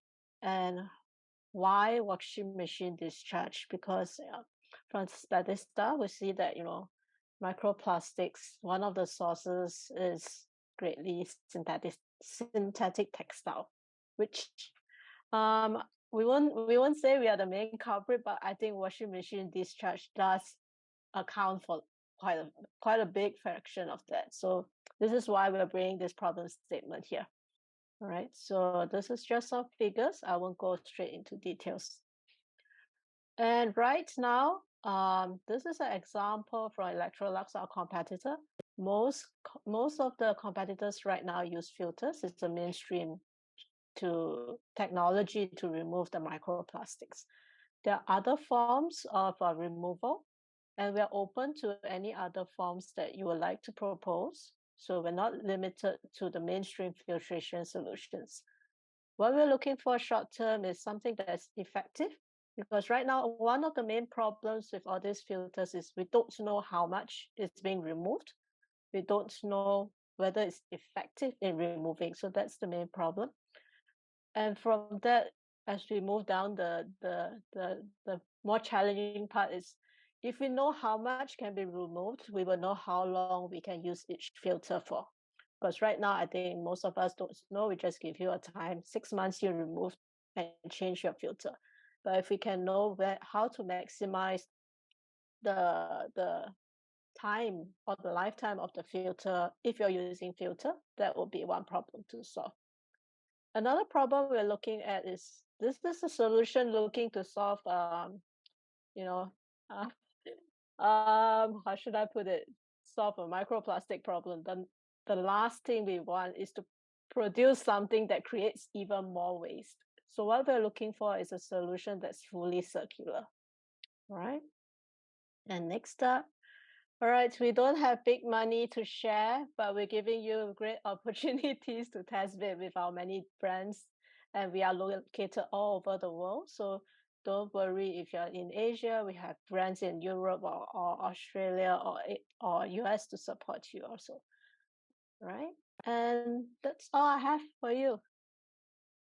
All right, thank you so much, Maureen, for sharing. No problem. Next up, we have Regina Kiav, Manager in Corporate Planning from Sembwaste, to share about Sembwaste challenge statements. Regina, if you we're here. Thank you. Yeah. Good afternoon, everybody. Good afternoon. Yes, go ahead, thank you. Give me a moment. Right. Okay. All right. Thank you. Thank you so much for having me. And very good afternoon or morning to everyone out there. So I think today, for myself, I'm Regina, and I'm in the corporate planning department in Sembwaste. And Sembwaste is also a waste management and cleaning company in Singapore that provides recycling collection services as well. So largely today, what I'm going to talk about really is the closed loop recycling solutions. That is something that we seek for, and within the waste streams definitely. So I think it's really literally what can be derived from waste, or rather, how can you turn waste to treasure, in short. Okay. So just a very quick glance at what we do in our company. So basically, we have three main big portion to our business, and that's collection, cleaning, as well as recycling. So we have about 1,002 staff strength and about 5,000 over commercial contracts and whatnot. We also have a fleet of vehicles to help day-to-day collection as well as cleaning of the road sweeping and whatnot.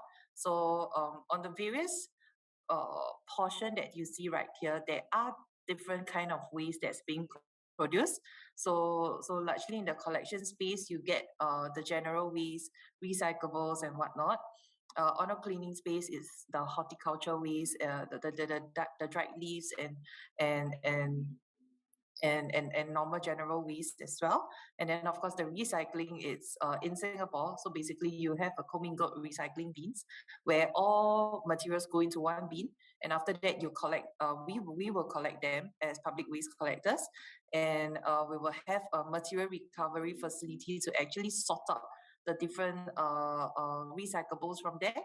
Yeah, so also today, at the end of my slides, I think one of the thing is also, do we really need to go to that stage, or we can do some already collected focused kind of recyclables that we want to collect.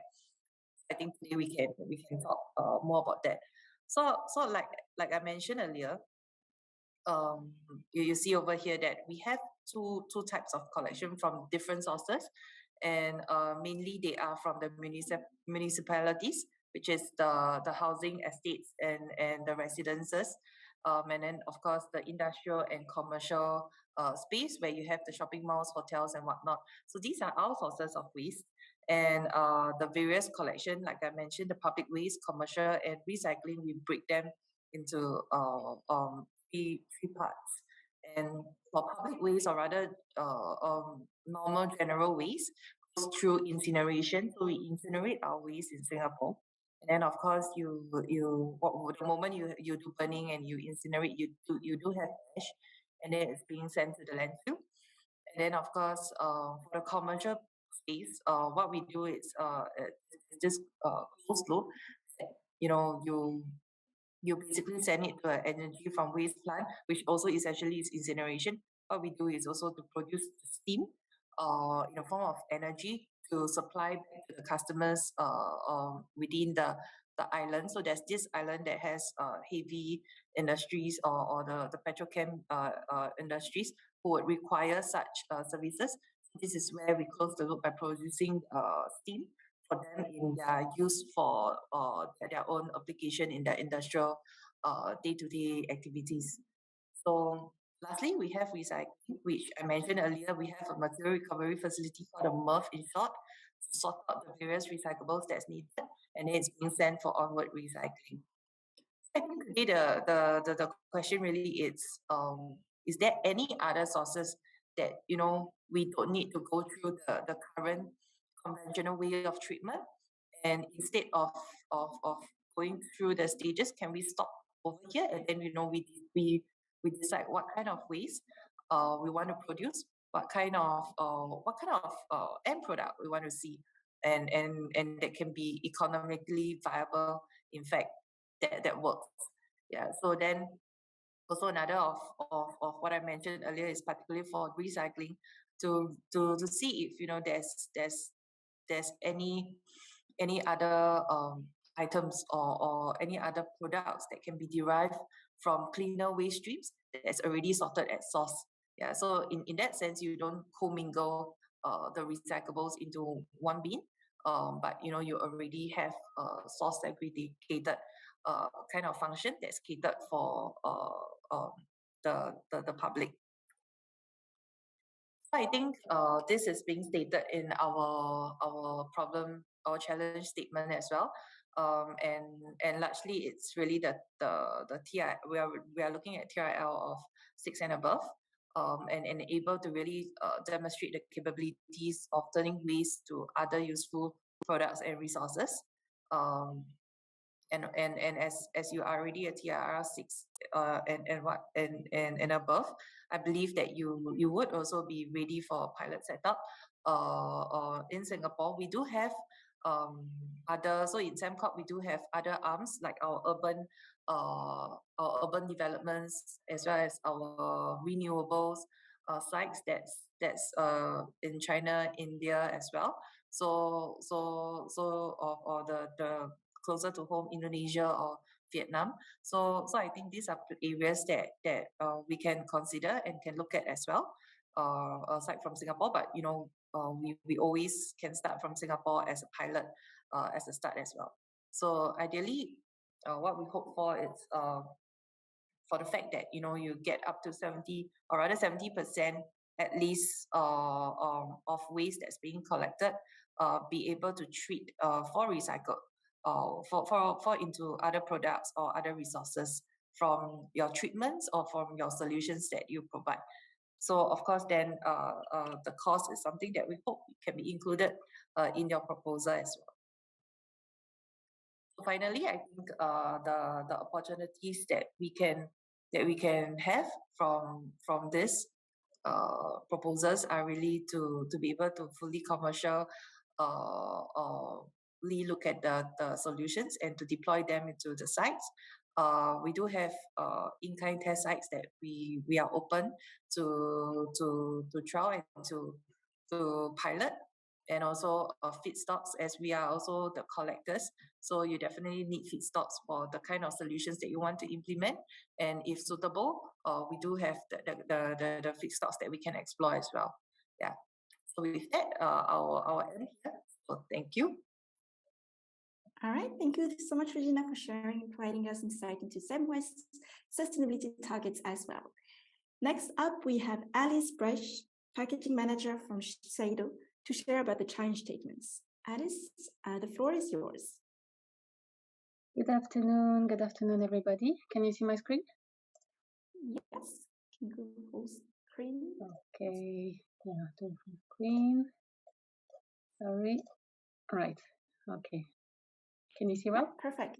Yes. Okay. Go ahead. Thank you. So my name is Alice. I'm a packaging manager of Asia Pacific Innovation Center for Shiseido, based here in Singapore. I have 15 plus years experience in the packaging industry, and I'm very passionate about sustainability and about trying to find solutions for packaging, which is my field, and it's a big problem today, as we all know, especially for plastic. So our challenge today is to try and find innovative solutions for the recycling of plastic cosmetic packaging. So an introduction about Shiseido. First, Shiseido Group. So we are a leading global beauty company with our HQ in Japan. We operate in around 120 countries. We are the oldest cosmetic company, started in 1872, created as a Western-style pharmacy in Ginza in Tokyo. And this year we are celebrating our 150 years anniversary. We established our Asia Pacific HQ in Singapore in 2016. And our portfolio of brands include iconic skincare, makeup, and fragrance brands. Shiseido's mission is to create beauty innovation for a better world. So about the background of this challenge. So the issue of cosmetic packaging today is seldom recycled due to various reasons. One of the reasons is the size of the packaging. Some packaging, especially makeup, are very small and they don't even get picked up during the recycling processes. Another issue is the complexity of the packaging. So it's multi-material, and when it's plastic, there is a lot of plastic involved. We use a lot of various decoration processes. And for some products, there is still residue left in the packaging that is hard to clean up. So in terms of plastic recycling, today we can say that the only one that is really implemented at scale is recycling of large packaging such as water bottle or detergent bottle. Globally, the world recycling rate for plastic is very low. It's only 9%, and we only have 6% here in Singapore. So you imagine 94% of the plastic here is incinerated, which is huge. There's also another issue with recyclables. They're sometimes contaminated, even if they are segregated by consumer. They're contaminated by food or other waste. So here, still speaking about Singapore, there's 40% contamination in the recyclables. So our idea we would like to set up a dedicated recycling program for our plastic packaging. So what we are looking for is a full service provider that could help us to collect the packaging in our point of sales or distribute your premises, transport it to a facility to be defined, sort it if necessary, and find partners to recycle them in what we call PCR, post-consumer recycled plastics, to create new packaging. So basically, we would like to have to follow the principle of circular economy. There are two kinds of packaging to tackle. So there's empty packaging from consumers that they would return to the stores, and we would define incentive plans for that, for them to return the packaging. But we also have unsold product due to expiry dates. These are in our warehouses, and there's an additional step for those products is unpacking and emptying the content before you can recycle the packaging. So we were looking for a solution that would enable easy disposal of the packaging by the consumers, collection, sorting, and recycling. And we would like this solution to be that we would like to be able to implement this solution more than once in different settings, and ideally not only in Singapore, but also in other Asia-Pacific countries. What we are not interested in is, as was said before, downcycling or waste to energy. In terms of cost, this is a really critical point for this to work, is to try and minimize the cost. Because today PCR plastic is a commodity in very high demand. It surpasses the demand of traditional plastics. So we hope we could find a system in which the sales of this PCR plastic could offset some of the logistic costs of the solution. So in terms of opportunities, so Shiseido is offering a price of $10,000 and potential paid trial opportunities. The winner, we would like to scale up the solution in Asia-Pacific market, and we welcome the opportunity to collaborate with other FMCGs. So we are expecting a very clear proposal detailing all the various partners, their involvement, also in estimation of the cost of this solution and of the environmental impact, because we don't want a solution where there's a lot of transport involved, and at the end of the day, it's not sustainable. Of course, we will provide all necessary technical information, such as packaging specification or point of sale setting, etc., to the winner to really develop the solution. Okay, so yeah, that's it for our challenge. Please feel free to ask questions. That's great. Thank you so much, Alice. Sure, please feel free to drop any question. We'll answer them later. So thanks again, Alice, for sharing more about the challenge statements and highlighting the cosmetic industry sustainability needs. Next, from the challenge areas of zero waste and sustainable sports source, we have Barbara Gapillon, Head of Ventures, Transformation and Sustainability from Dole, to share about the challenge statements pertaining to their aim for zero food loss. Barbara, please, the floor is yours. Thank you. I hope you hear me well. Let me just share my screen. Okay.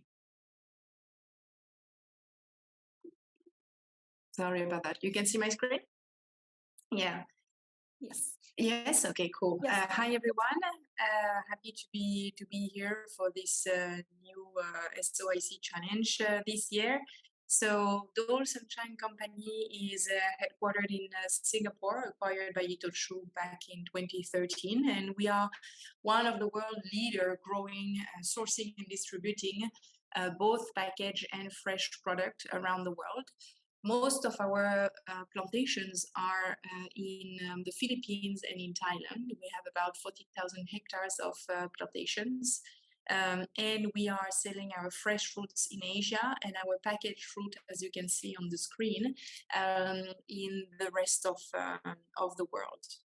So I'm the head of venture, and I also, together with my team, look at how technology can support our transformation and sustainability agenda.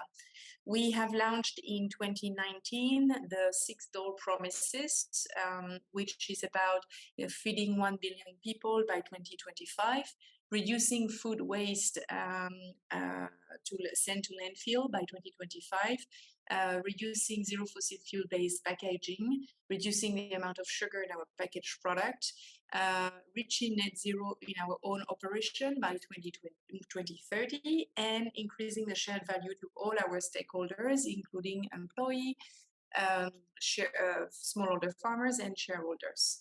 So this today, we are focusing more specifically on zero food waste to landfill, but as you can see, everything is very likely to be interconnected.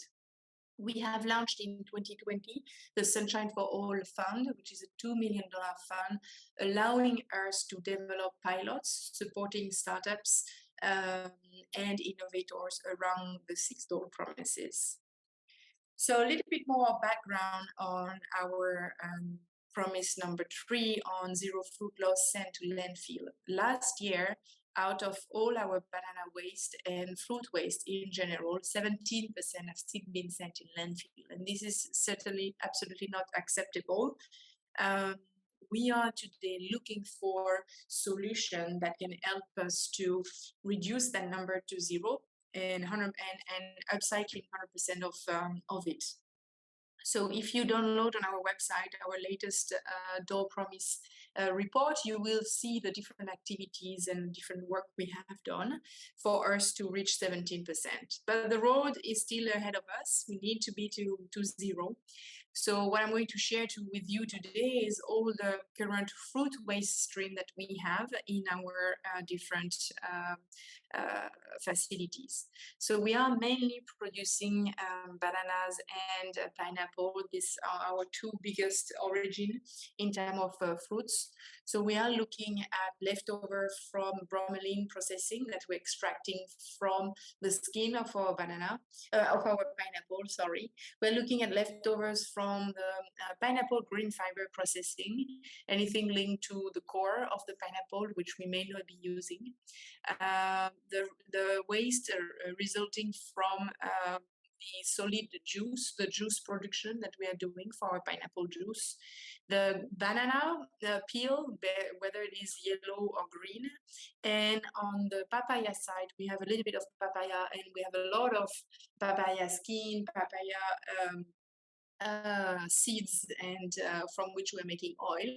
But we are really keen to explore any other added value solution to upcycle all those food waste.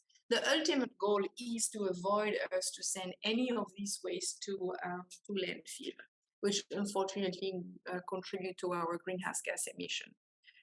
So this is a bit of a wordy slide, but the desired solution is very likely to be something excluding the waste to energy, because we have a fully operational biogas facility, which is taking a lot of our waste.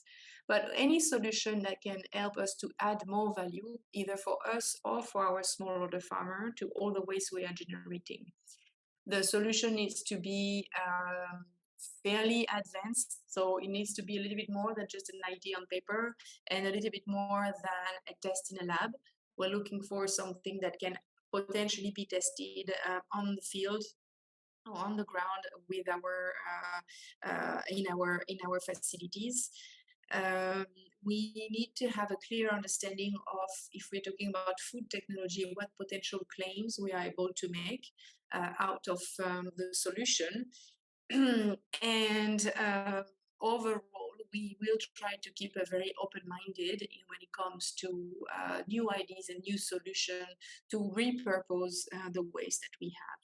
As an example, 2 years ago, we have signed a contract with a company called Ananasanam, who is using the fibers of our pineapple leaves to actually make fabric, actually leather, vegan leather. So this is just to tell you how open we are. We will always be looking at the entire value chain. We are not an NGO, but we are going to consider any model that can help us to improve and reducing our waste, but also improve the livelihood of our farmers in a financially sustainable way. What we are offering the support of a pilot or proof of concept up to 30,000 Singapore dollar. It will be reviewed on a case-by-case basis. The good thing is you have the venture team. We're a team of 3 people, and we are here to actually help you to open the right door and talk to the right people to ensure the good progress of the pilot. And we will give you access to whatever you need to showcase or prove the concept of your technology or your idea. Thank you very much. All right, thank you so much, Barbara, for sharing. Following that, we have Paul Nicholson, VP of Rice Research and Sustainability from Olam Agri Outsourced Lead, to share more about their challenge statements. Paul, please, the floor is yours. Okay, thank you for having me. Can you hear me all right? Perfect. All right. So Olam Agri is, should probably introduce ourselves as it relates to rice, the second largest handler of rice as far as private sector companies go. Within that is a supply chain that has outgrowers, meaning we work directly with farmers of about 70,000 farmers. Those farmers are located in Nigeria, India, Thailand, and Vietnam. And what we're looking to do is establish a water sensor that we can purchase on behalf of the farmers in the outgrowers projects. So then the purpose of this deck is to explain why that's something we would want. The first thing to understand, and I think it gets lost with other headlines, but rice is a major contributor to global warming. In fact, it's the second leading cause of methane emissions in the world, just behind livestock. That methane emission is caused by the way farmers farm rice. So farmers flood irrigate, especially in Asia, and that means they're filling their fields with water in order to suppress weeds and encourage rice to have less competition in the fields. However, that layer of water on the field creates an anaerobic condition, basically a swamp-like condition, in which methane is then produced by the eukaryotes and bacteria that bloom in that anaerobic situation. It's not a new problem. This problem's been recognized by the International Panel for Climate Change, tracing all the way back to the Kyoto Protocol, so even before Paris. And in fact, it's locked into their 2006 guidelines, which means it is a carbon credit generating concept, both under the old schemes as well as the new schemes. So the curative measure is fairly straightforward. It's to reduce the amount of water in the field such that you can move from the anaerobic condition, the lack of oxygen in the soil, to an aerobic condition, the introduction of oxygen in the field. That process is now known as alternate wetting and drying for the farmers. However, this issue of a farmer monitoring water in their field is not as easy as it sounds. So in order for them to know when to reflood, they need to be able to look into the soil at a 15-centimeter depth.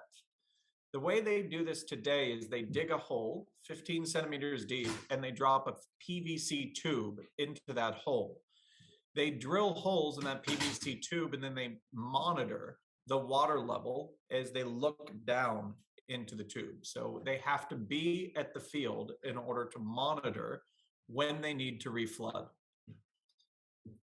The issues here is that the farms are not close to the farmer's house. In fact, in most cases, they're probably about 12 kilometers away on average.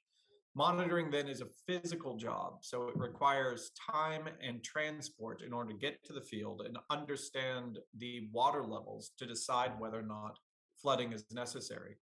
It also means the quality of data. So if we wanted to, say, transform the farmer's labor of doing that into a carbon credit, we need for the farmer's quality of data to improve greatly, meaning the record keeping. But if there's this labor cost involved, and there's this data issue around it, then the labor cost goes up. The burden on the farmer is quite high. As a result, we're only seeing about a third of farmers take up the process when it's offered to them.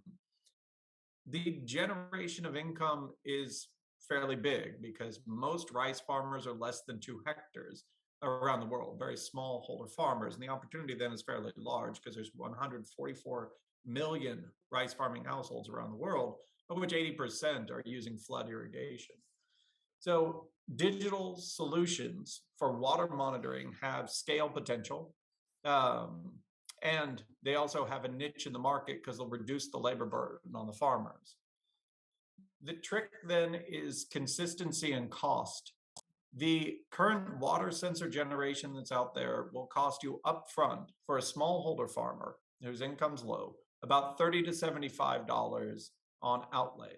They then have to pick up a recurring charge for the network fee, up to $50 per year.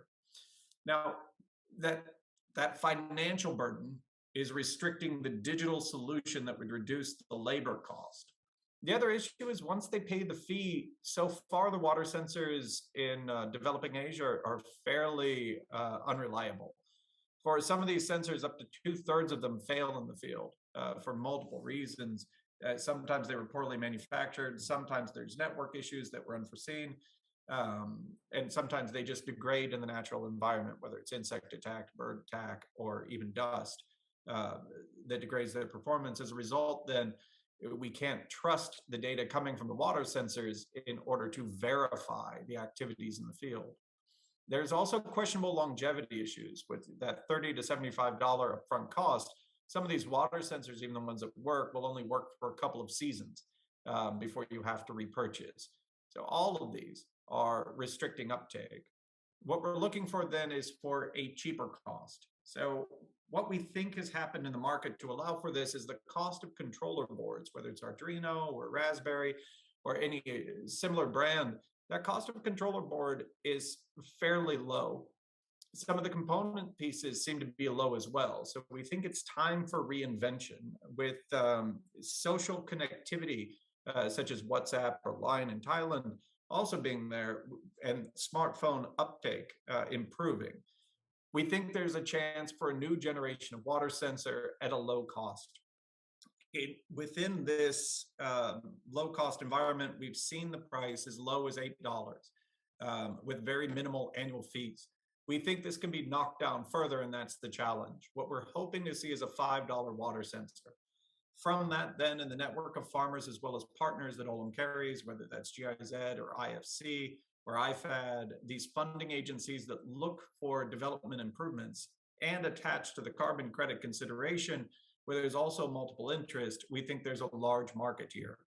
However, like I said, to get it started, should you be able to meet this challenge, Olam would be willing to purchase on the farmer's behalf a fair amount of water sensors for proof of concept. We'll also aid you in locating manufacturing. So thank you. All right, thank you so much for giving us insights what Olam Agri is looking to solve in the challenge statements. Now we're going to move to the second Q&A session. You see we have a couple of questions here on the chat. We'll try to merge them for each of the challenge owner and start with Fei Siong. So hi Fei Siong Group, may I know what is the volume of food waste collected daily? And also would like to check if this challenge is for startups only. What kind of working model will Fei Siong be looking, and what kind of support will be provided by solution providers? So Hyuji, I don't know if you're still there, if you want to take up those questions.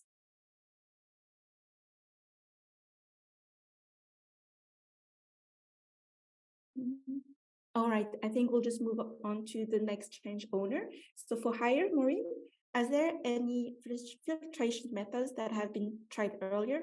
And currently, how are the filters recycled? And how effective are the current filters at removing microplastics, please? So right now, I can't disclose, but we are working with some companies that are doing filtration. We're looking for, as I said, shared in my presentation, we're looking for more than filtration. If you have others, we're more interested. Right now, how have they been tried? So we've tried.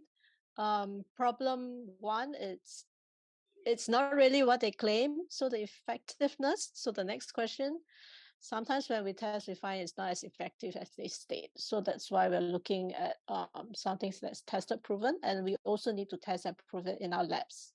And currently, how are filters recycled? The bad news is a lot of consumers just throw them into the dump.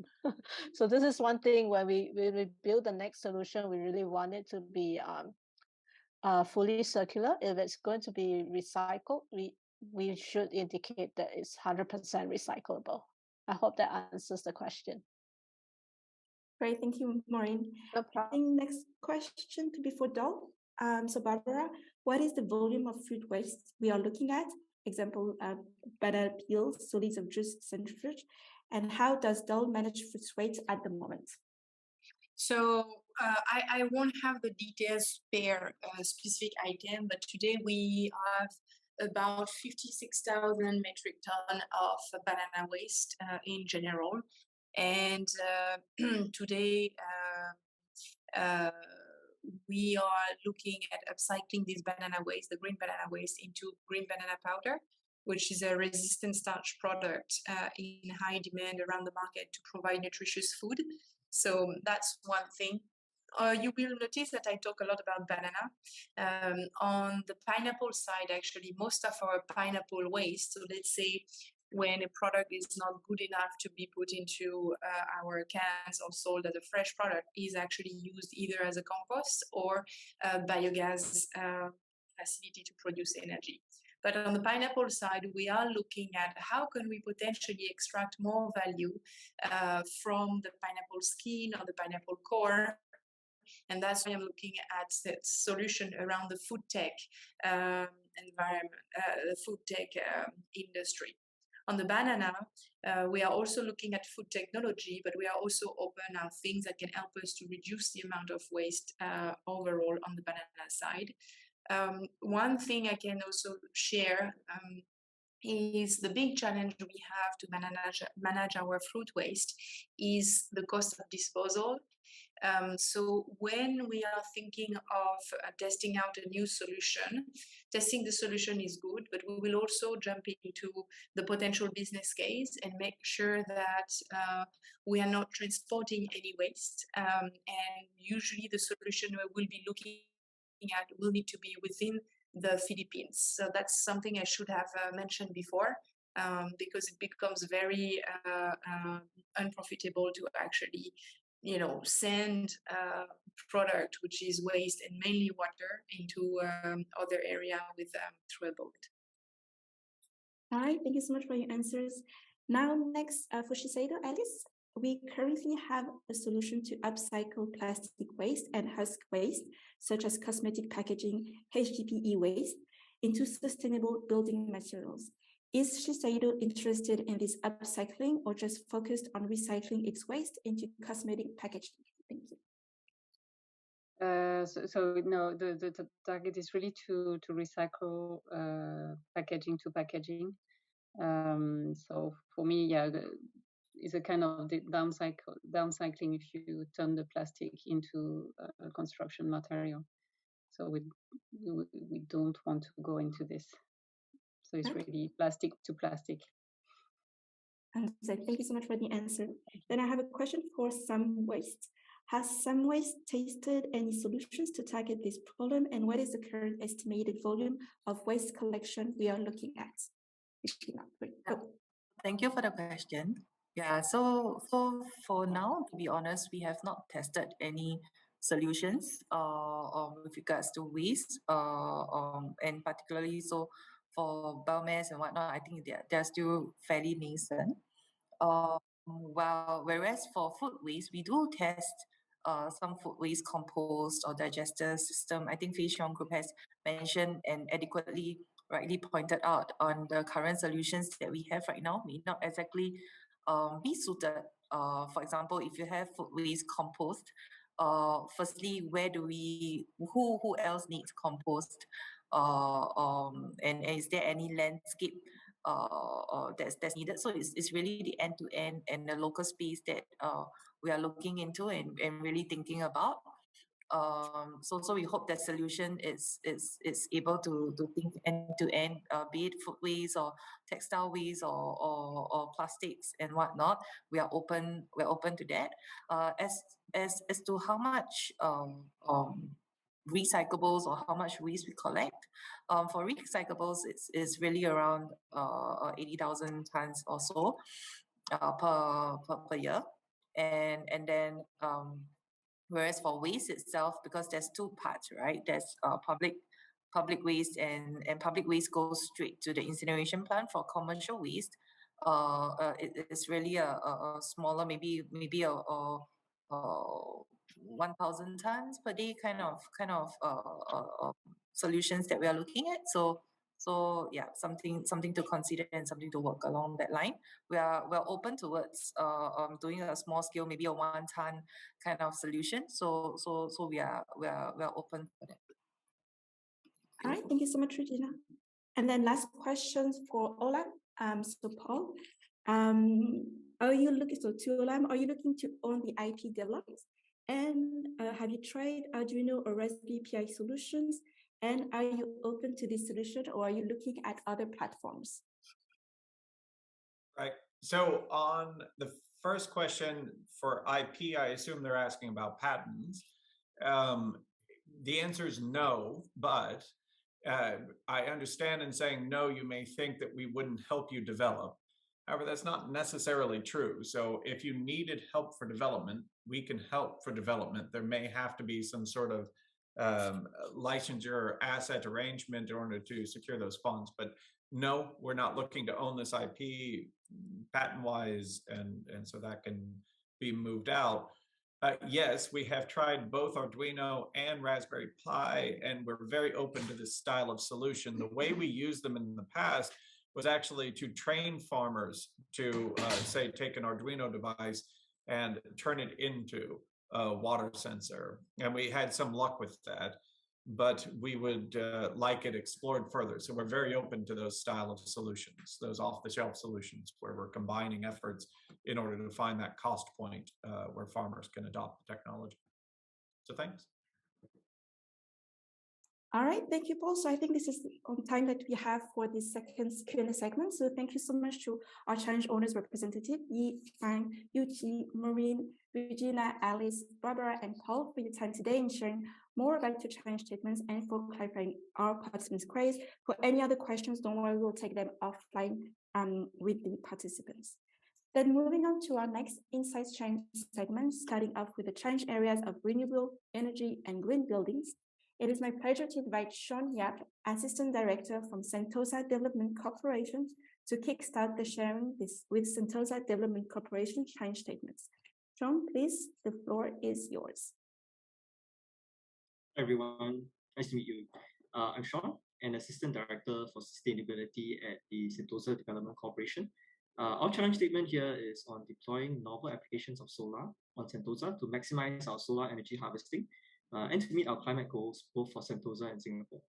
So we welcome your proposals, and we value proposals which are value add and are able to excite guests and consumers in showcasing what can be done to harness solar energy. So who are we? Sentosa is Singapore's premier island resort getaway with the host of businesses in the hotels, attractions, and F&B sectors.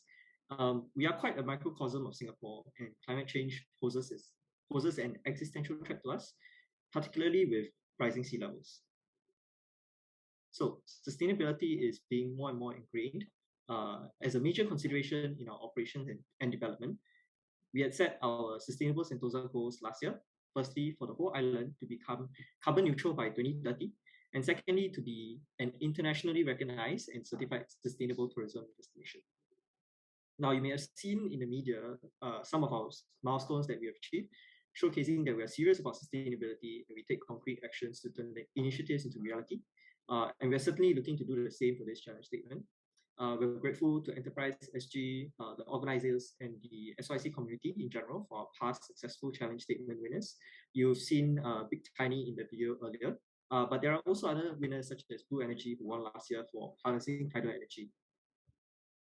So more specific on solar, we had launched our conventional solar tender in June this year. And for this challenge, we're looking to expand the scope to more novel applications, more like not done in Singapore before.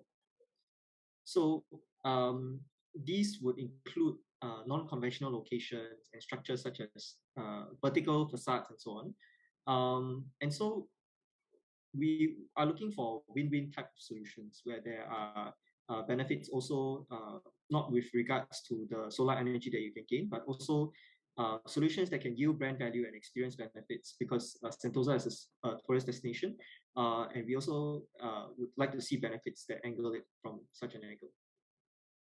So it will be also good to have opportunities for guest engagement. For example, certain signboards that can showcase, these are solar panels, which you may not otherwise may have known that they were solar panels. So we have given some examples as potential sites of where these novel applications can be deployed.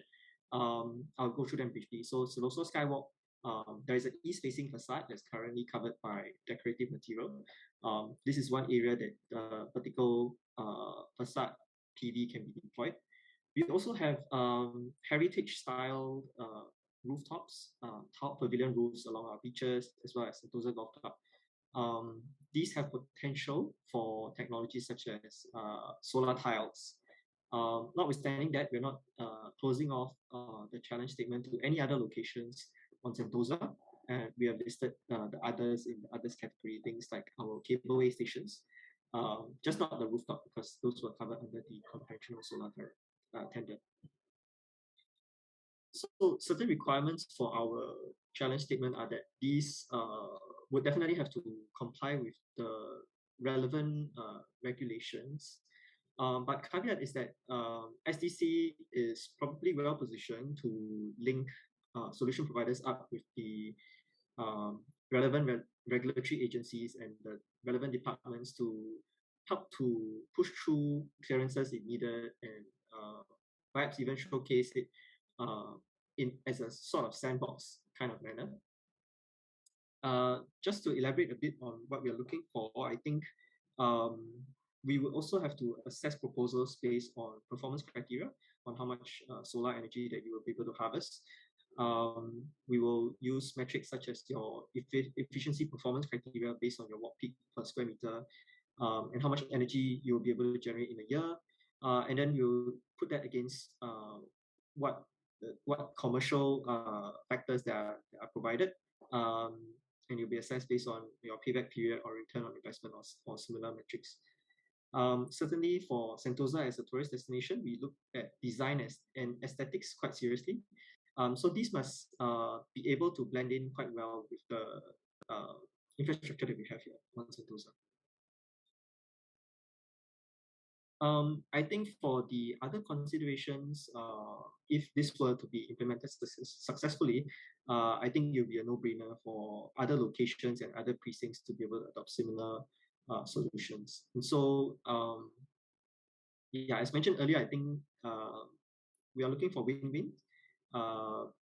Sentosa Development Corporation, we are kind of the custodian for Sentosa, and we have a lot of our island partners on board with us on this carbon neutrality journey. And so we can also put you in touch with the relevant island partners that could perhaps own some of the buildings that your solutions are targeting. And yeah, that's about it. And I think for other issues, I think SCC will be able to help with regards to facilitating the project, as well as waiving any relevant rentals that we may occur otherwise. Yeah. So thanks very much. All right, thank you so much, Sean, for sharing. Next, we have Subhash Gill, Senior Project Engineer from Solarvest, to share about the two challenge statements they are spearheading. Subhash, please, the floor is yours.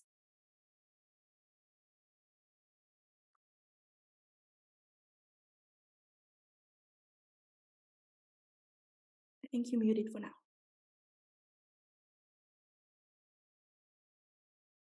Okay, good evening, everyone. My name is Subhash and I come from Solarvest. I am actually a senior innovation engineer. And so I'm here to present our two challenge statement. So firstly, the one being metal sheet solar cladding system for building roof and facade applications. So to give a brief introduction about my company, so we are actually a solar installation company, and in Malaysia we have already installed over 400 megawatt of solars, and currently we own about 50 megawatt of assets in Malaysia. And so we are now also exploring other business opportunities in renewable energy, and hopefully that we will also be one of the top renewable energy companies in Southeast Asia. Okay, so moving on to the challenge statements. So the reason why we are looking for potential candidates for this challenge is because currently we find that solar installation is quite redundant, because for example, like when you want to do solar installation, you have to install the mounting structure, and then on top of that the solar panels, followed by the cabling works and so on. So why we are looking for a simpler solution where maybe we can use like solar panels as roof sheets, and to avoid the redundancy and the extra labor cost that goes towards mounting structure. Furthermore, we are also looking for to integrate in this solution lighter solar panels so that we can accommodate for lighter rooftops. Older rooftops that are not able to sustain heavy solar panel structures. Okay. So the requirements, as I mentioned earlier, is a lower installation rate, ease of installation, allow for easier cabling works, and also the standard is to meet industry standards of photovoltaic modules, ISO standards, and so on. So our desired solution is actually to reduce overall installation weight of solar panel systems by up to 50%, reduce the cost of installation by approximately 10%, and also reduce logistic costs by up to 25%.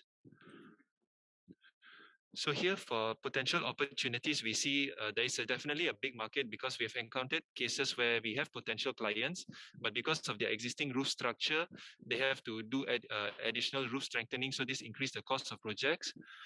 So this makes it very unattractive for clients. So this is why we are looking for this kind of innovation idea to support a niche market in order to further expand our renewable energy to this resident folks or commercial buildings. Okay, so for the grants, there is a $30,000 support for pilot deployment, and up to $15,000 for development grant. And from our side, will be at least 100,000 support for showcase projects. So this will be on the condition it can fulfill commercial requirements, and also we will support in looking for projects for with the potential solution provider. And so that is all for my presentation from the first challenge.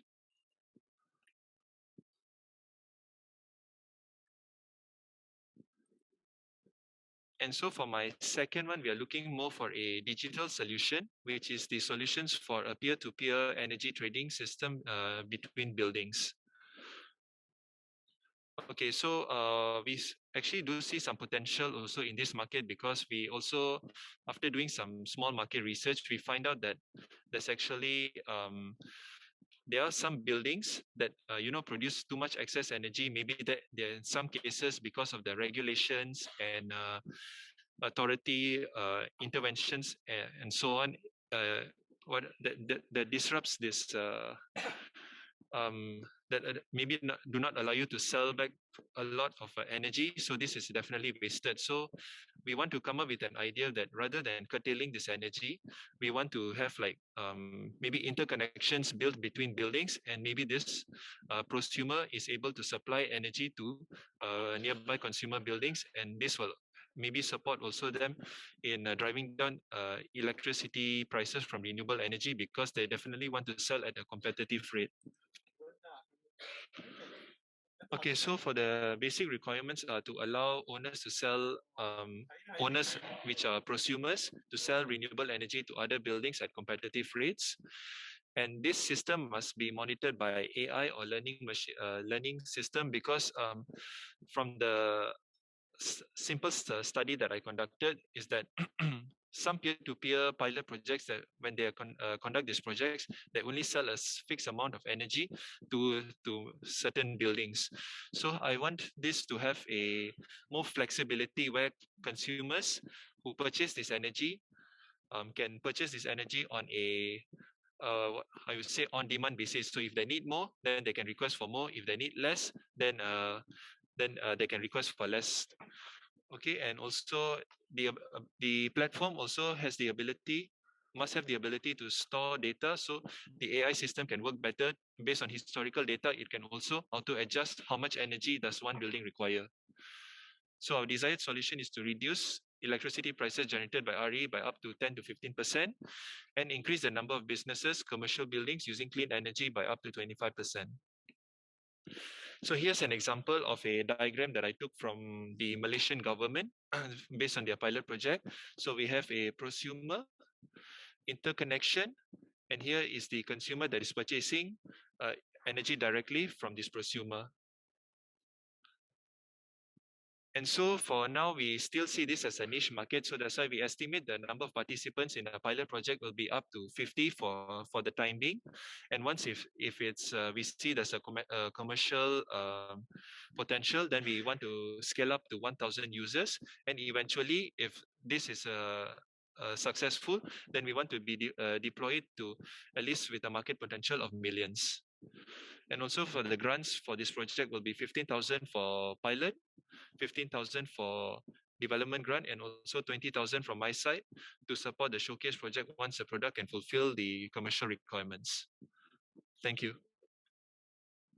All right, thank you so much, Subhash, for that insightful sharing of those two challenge statements. And on to our final challenge areas of sustainable materials and sustainable packaging. I'm delighted to invite Xingmin Jiong, packaging material engineer from CJ, to share about the challenge statement. So Xingmin, please, the floor is yours. All right, very long time waiting.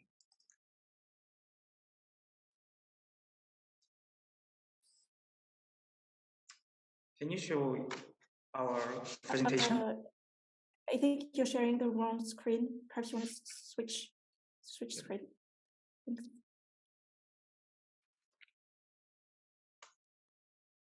Okay. Hello, I'm Min from CheilJedang. Wait, yeah. I'm so sorry. You can still see the wrong screen. The screen with the script. Screen. The one with your script. But if you're okay, we can. You can type a message for me. Sorry, I'm just saying it's the wrong screen. Anyway, maybe you can proceed. Is there any problem before my presentation? You have to switch the display of your screen. Screen? Yeah, screen. You can see switch display. So we can see your full screen. There's a button on the top. If not, you can just leave it like this and just don't worry. No worries, it's okay.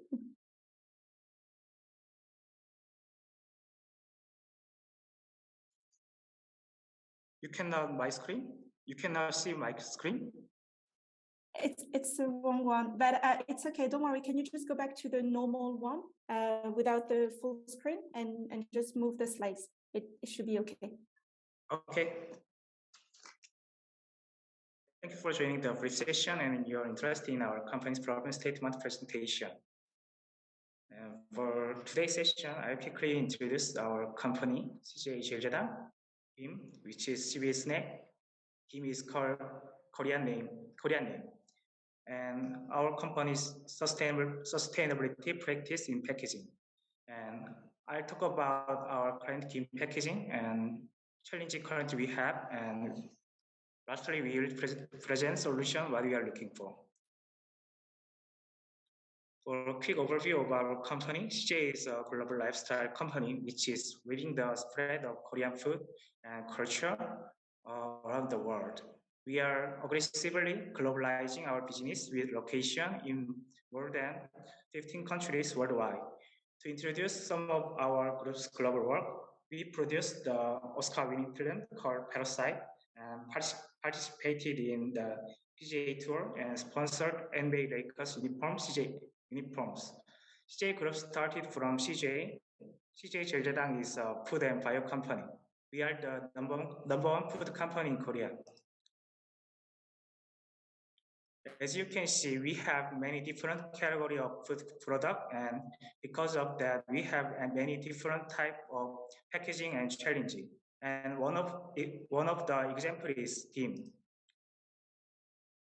Before jumping into the challenging, I'd like to talk about the background of the Kim. You may have heard about it. Kim is made with dried edible seaweed and it's basically a seaweed snack. Kim is considered as a nutrient-rich superfood, and Korean is #1 exporter of Kim in the world. The market size of Kim has increased thankfully to the K-wave, and we have expanded the seaweed snack product line as well. Our company has selected Kim as one of our global stage products, and we used to only eat Kim as a side dish with cooked rice. Nowadays, we have snack made with Kim as well. Our Kim product reached over 19 countries worldwide, and we are making effort to grow the Kim market. Just like other global companies, we have sustainability ambitious goal, which is to make our plastic packaging 100% reusable, recyclable, or compostable. And Kim is one of our challenging products to meet our ambitious goal.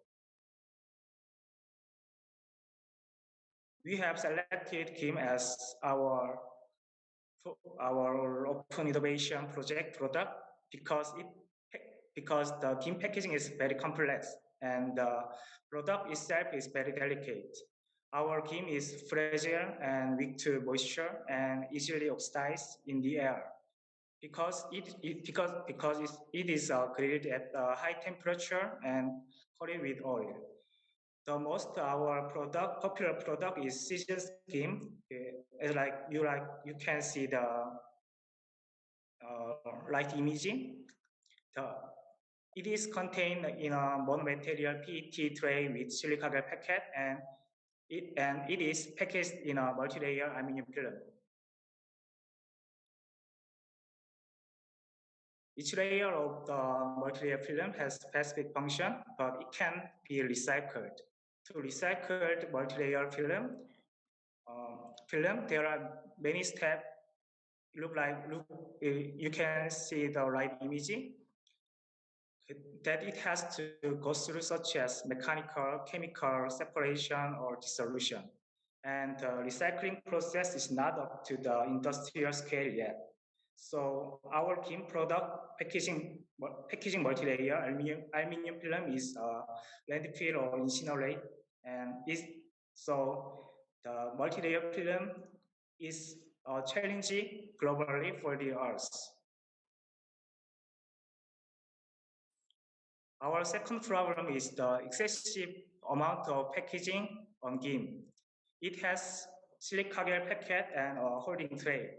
The silica gel packet removes the moisture from inner space for maintain product quality.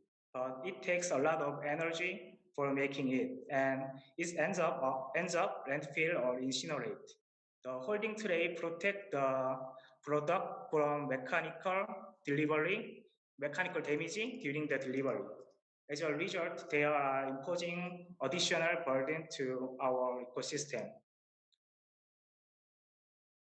In a nutshell, what we are looking for when we put up the problem statement, we are looking for packaging solution that can simplify the packaging component and sustainable material with required barrier functionality, and packaging system or equipment technology that can deliver sustainable packaging without compromising current product quality. With that, I'd like to thank everyone for wanting to participate in this exercise. Thank you very much. Thank you, Xingmin. Thank you for sharing more about the challenge statements.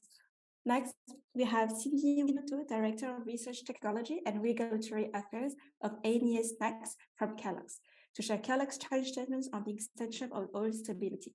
Cindy, the floor is yours. Thank you. Can you hear me and see my screen? Yes, can. Okay. Hi, and thank you everyone for the opportunity. Very excited to share this open challenge with everybody. It's about extending the stability of oil during deep frying of our snack products. So first, introduction. So I lead the Research Technology and Regulatory Affairs for our AMEA Snacks. So that's really the division that is handling our Pringles products here in AMEA. That's Asia, Middle East, and Africa. So I think I don't have to do a lot of introduction, but just a little bit about Kellogg's. Kellogg's was established in 1894, and we're proud to be actually one of the original plant-based companies. Issues such as well-being, hunger relief, climate resiliency, sustainability has always been forefront for us. In fact, even from the very founding of our company.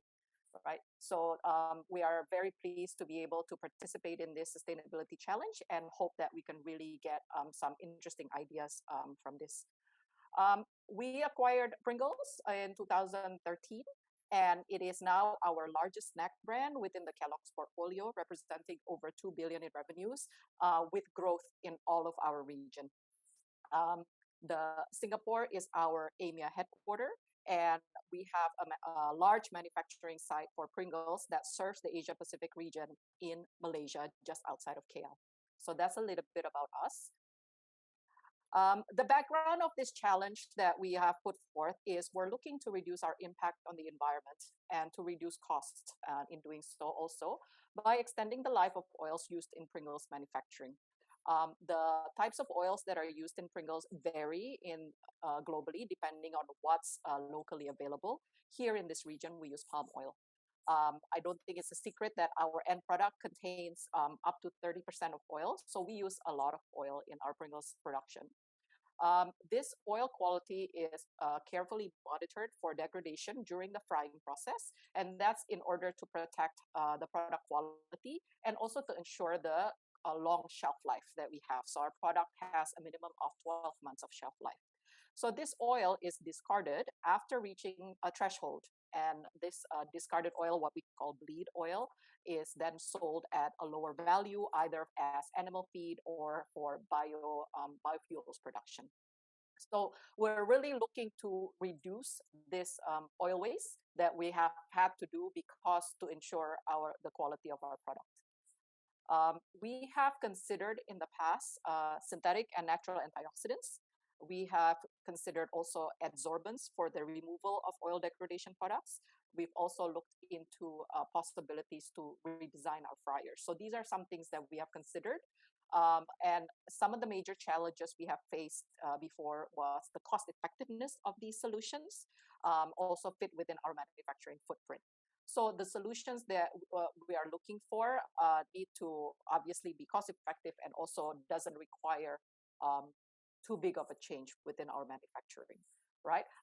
The solutions that's been considered in the past doesn't mean that we're not open to reconsidering those, but it probably just need to be quite different or novel versus what's already commercially available, because we have considered those if they're already in the market. I think lastly, Pringles is a continuous manufacturing process. We have 9 lines in our factory in Malaysia, and each line producing about 800 kgs an hour of end products. So with regards to this challenge, we're looking for any solution that will help us extend the lifetime of oils during frying. So these are just some examples, some things that came to mind. So it could be a process innovation to extend the oil lifetime, right? It could be a potential new type of oil or oil additives that that could help with this.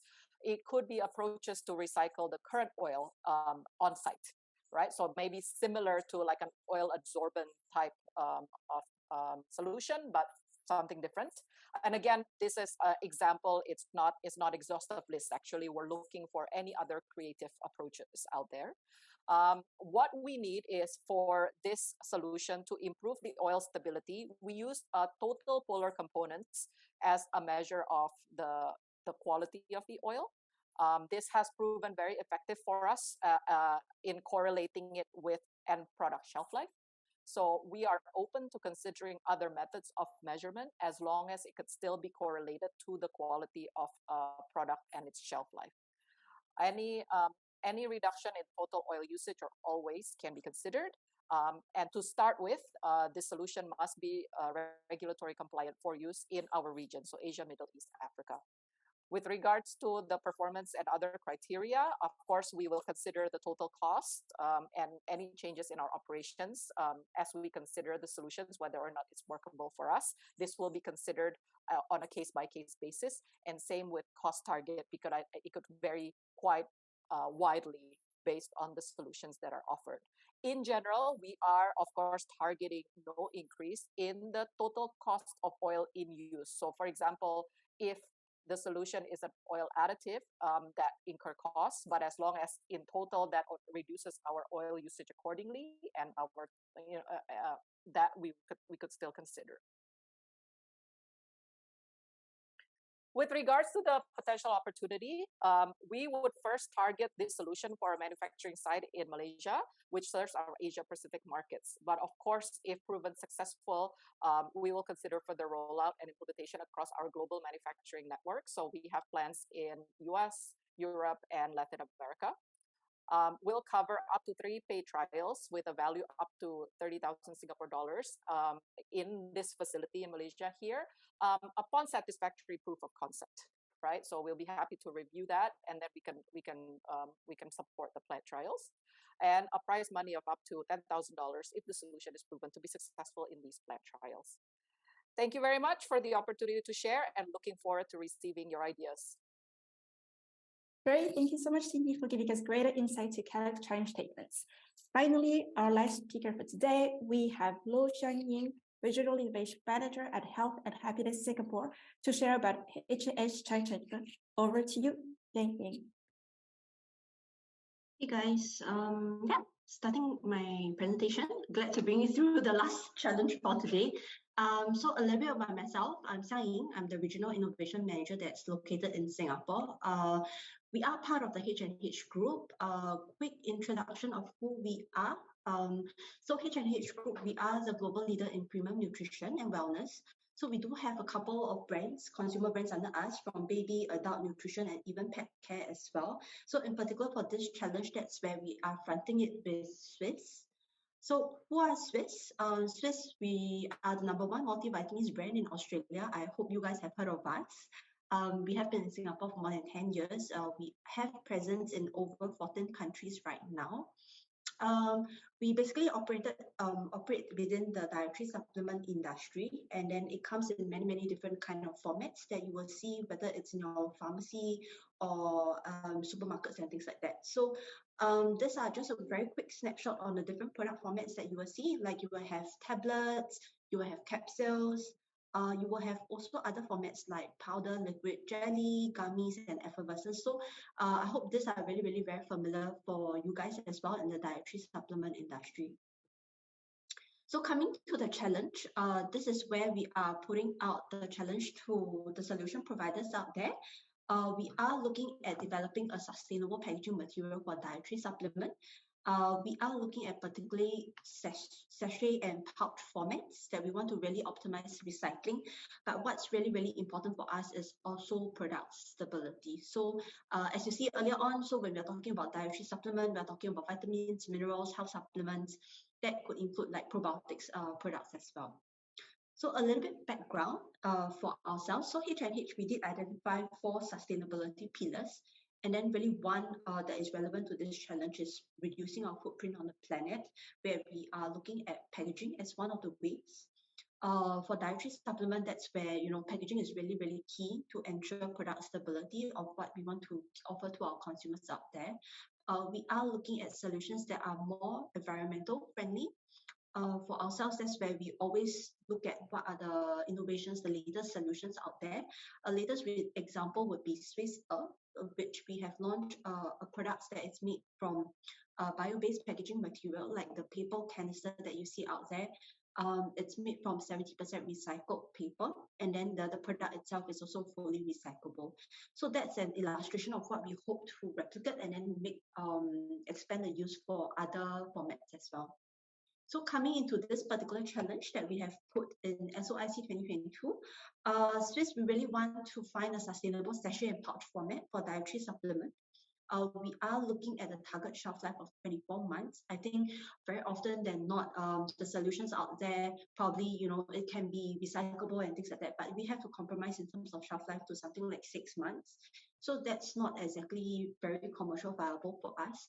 So we are hoping to offer the convenience to consumer on the go, but yet, being able to find a sustainable options that has a reasonable shelf life for consumers out there. In terms of requirements, performance-wise, so you will hear sachet, pouch, that's the kind of format that we are looking at. How many pieces we hope to put it in? We hope to put in 2 to 15 pieces of the dietary supplements. So we are prioritizing specifically like tablets and capsules. So those are the main formats that we are looking at.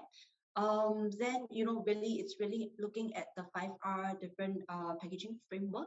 So reducing the materials that's being used, renew, recycle, reuse, regenerate.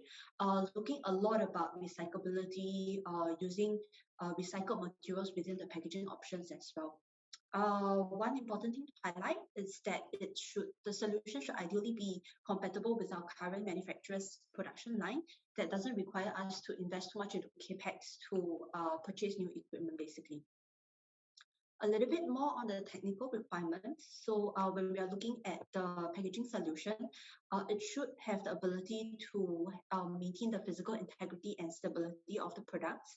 We are looking at dietary supplement industry. So if there's relevant stability tested on this particular products, then that would be great with 3 months data.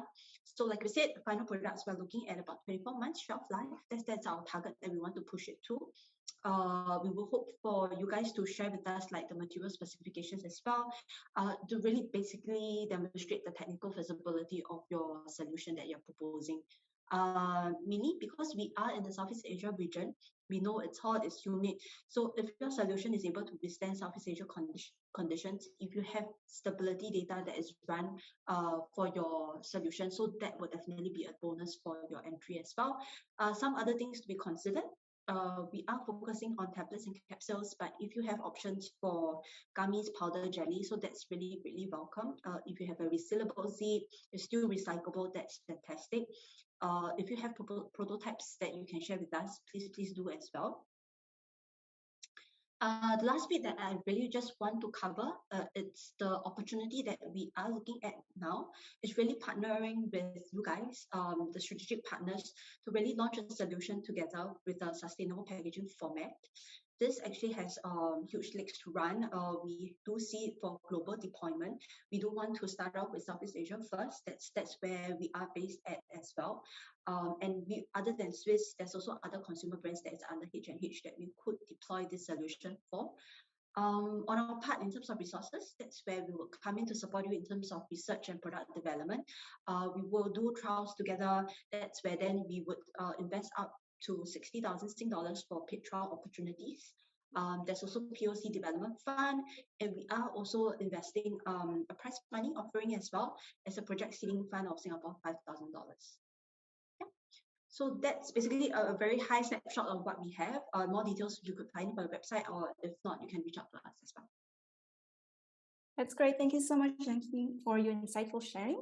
And then we are onto our final Q&A segment for this industry briefing. I could see there's a lot of questions was asked on the chat and was answered directly on it. We still have a couple more. One of it is for Solarvest. So could you elaborate more on the current grid infrastructure for more context? So I guess this one is for you, Subrash, if you're still here. Yeah, Subrash, if you can take this one, please. Okay. Because my knowledge is limited to Malaysia, so I can just share you from Malaysia perspective. So current grid infrastructure, we do not really have. If you're referring to the peer-to-peer, it's not really developed yet because everything is still in pilot stage, still up to this year by the government themselves. So seeing this as a new opportunity, we are looking for potential challenge innovators from globally who has maybe have in their own country, maybe your government has done it before, that you can implement this system here. Because for now, for this case, if we are not really looking to be grid connected, we are looking more of a off grid, and this off grid we can develop a small microgrid rather than connecting it back to the main grid, which is monitored and controlled by the government. All right, thank you so much for answering the questions, Raj. And then the other question goes to Swisse. So, Zhang, what kind of support will be provided by the Swisse research and product development team? What is the volume of the sachet / pouch we are looking at? Right. So we basically have the support team from our functional team from here. So we have packaging specialists that would review the solution together with yourselves and see the compatibility with the different kinds of products that we have. Like I said, we have a huge range. So depending on the solution that you are providing, that's where we will also shortlist what's suitable to test it out as well. There's a lot of discussion to take place in terms of what's the stability trials that we put in. Is there any tweaks required? Whether it's compatible with all the products, what kind of products we want to shortlist and try. So that's basically a very top line overview of where we will come in and discussion with our manufacturers on the trial, stability, on implementing the solution as well. On the question of volumes, I think that's a discussion that we would have to discuss very much in depth with the solution provider. I would say probably we will work with the minimum order quantity for now. It very much depends on eventually which product we choose. But as of now, you could work on the MOQ for now. Yeah. Okay, great. Thank you so much for your answer. I think we do not have any more questions. If you do have additional questions, feel free to drop them, but we will take them offline as of now. So with that, we have come to the end of our insight sharing by our challenge owners. Thank you so much again, everyone, and to all our speakers for this specific segment, Sean, Subrash, Xunlin, Cindy, Alice, and Xiangying. And for our participants, we hope this was an insightful session, and we thank you for staying with us thus far. Before we end this industry briefing, a quick reminder that the application is open now until January 2023. So start submitting your innovative solutions on the platform. With this, we come to the end of the SYT 22 industry briefing section. Thank you once again for tuning in. We hope you took away something from today's session, and we look forward to seeing your participation in the Sustainability Open Innovation Challenge 2022. Please feel free to reach out to the admin if you have any questions. Stay safe and all the best.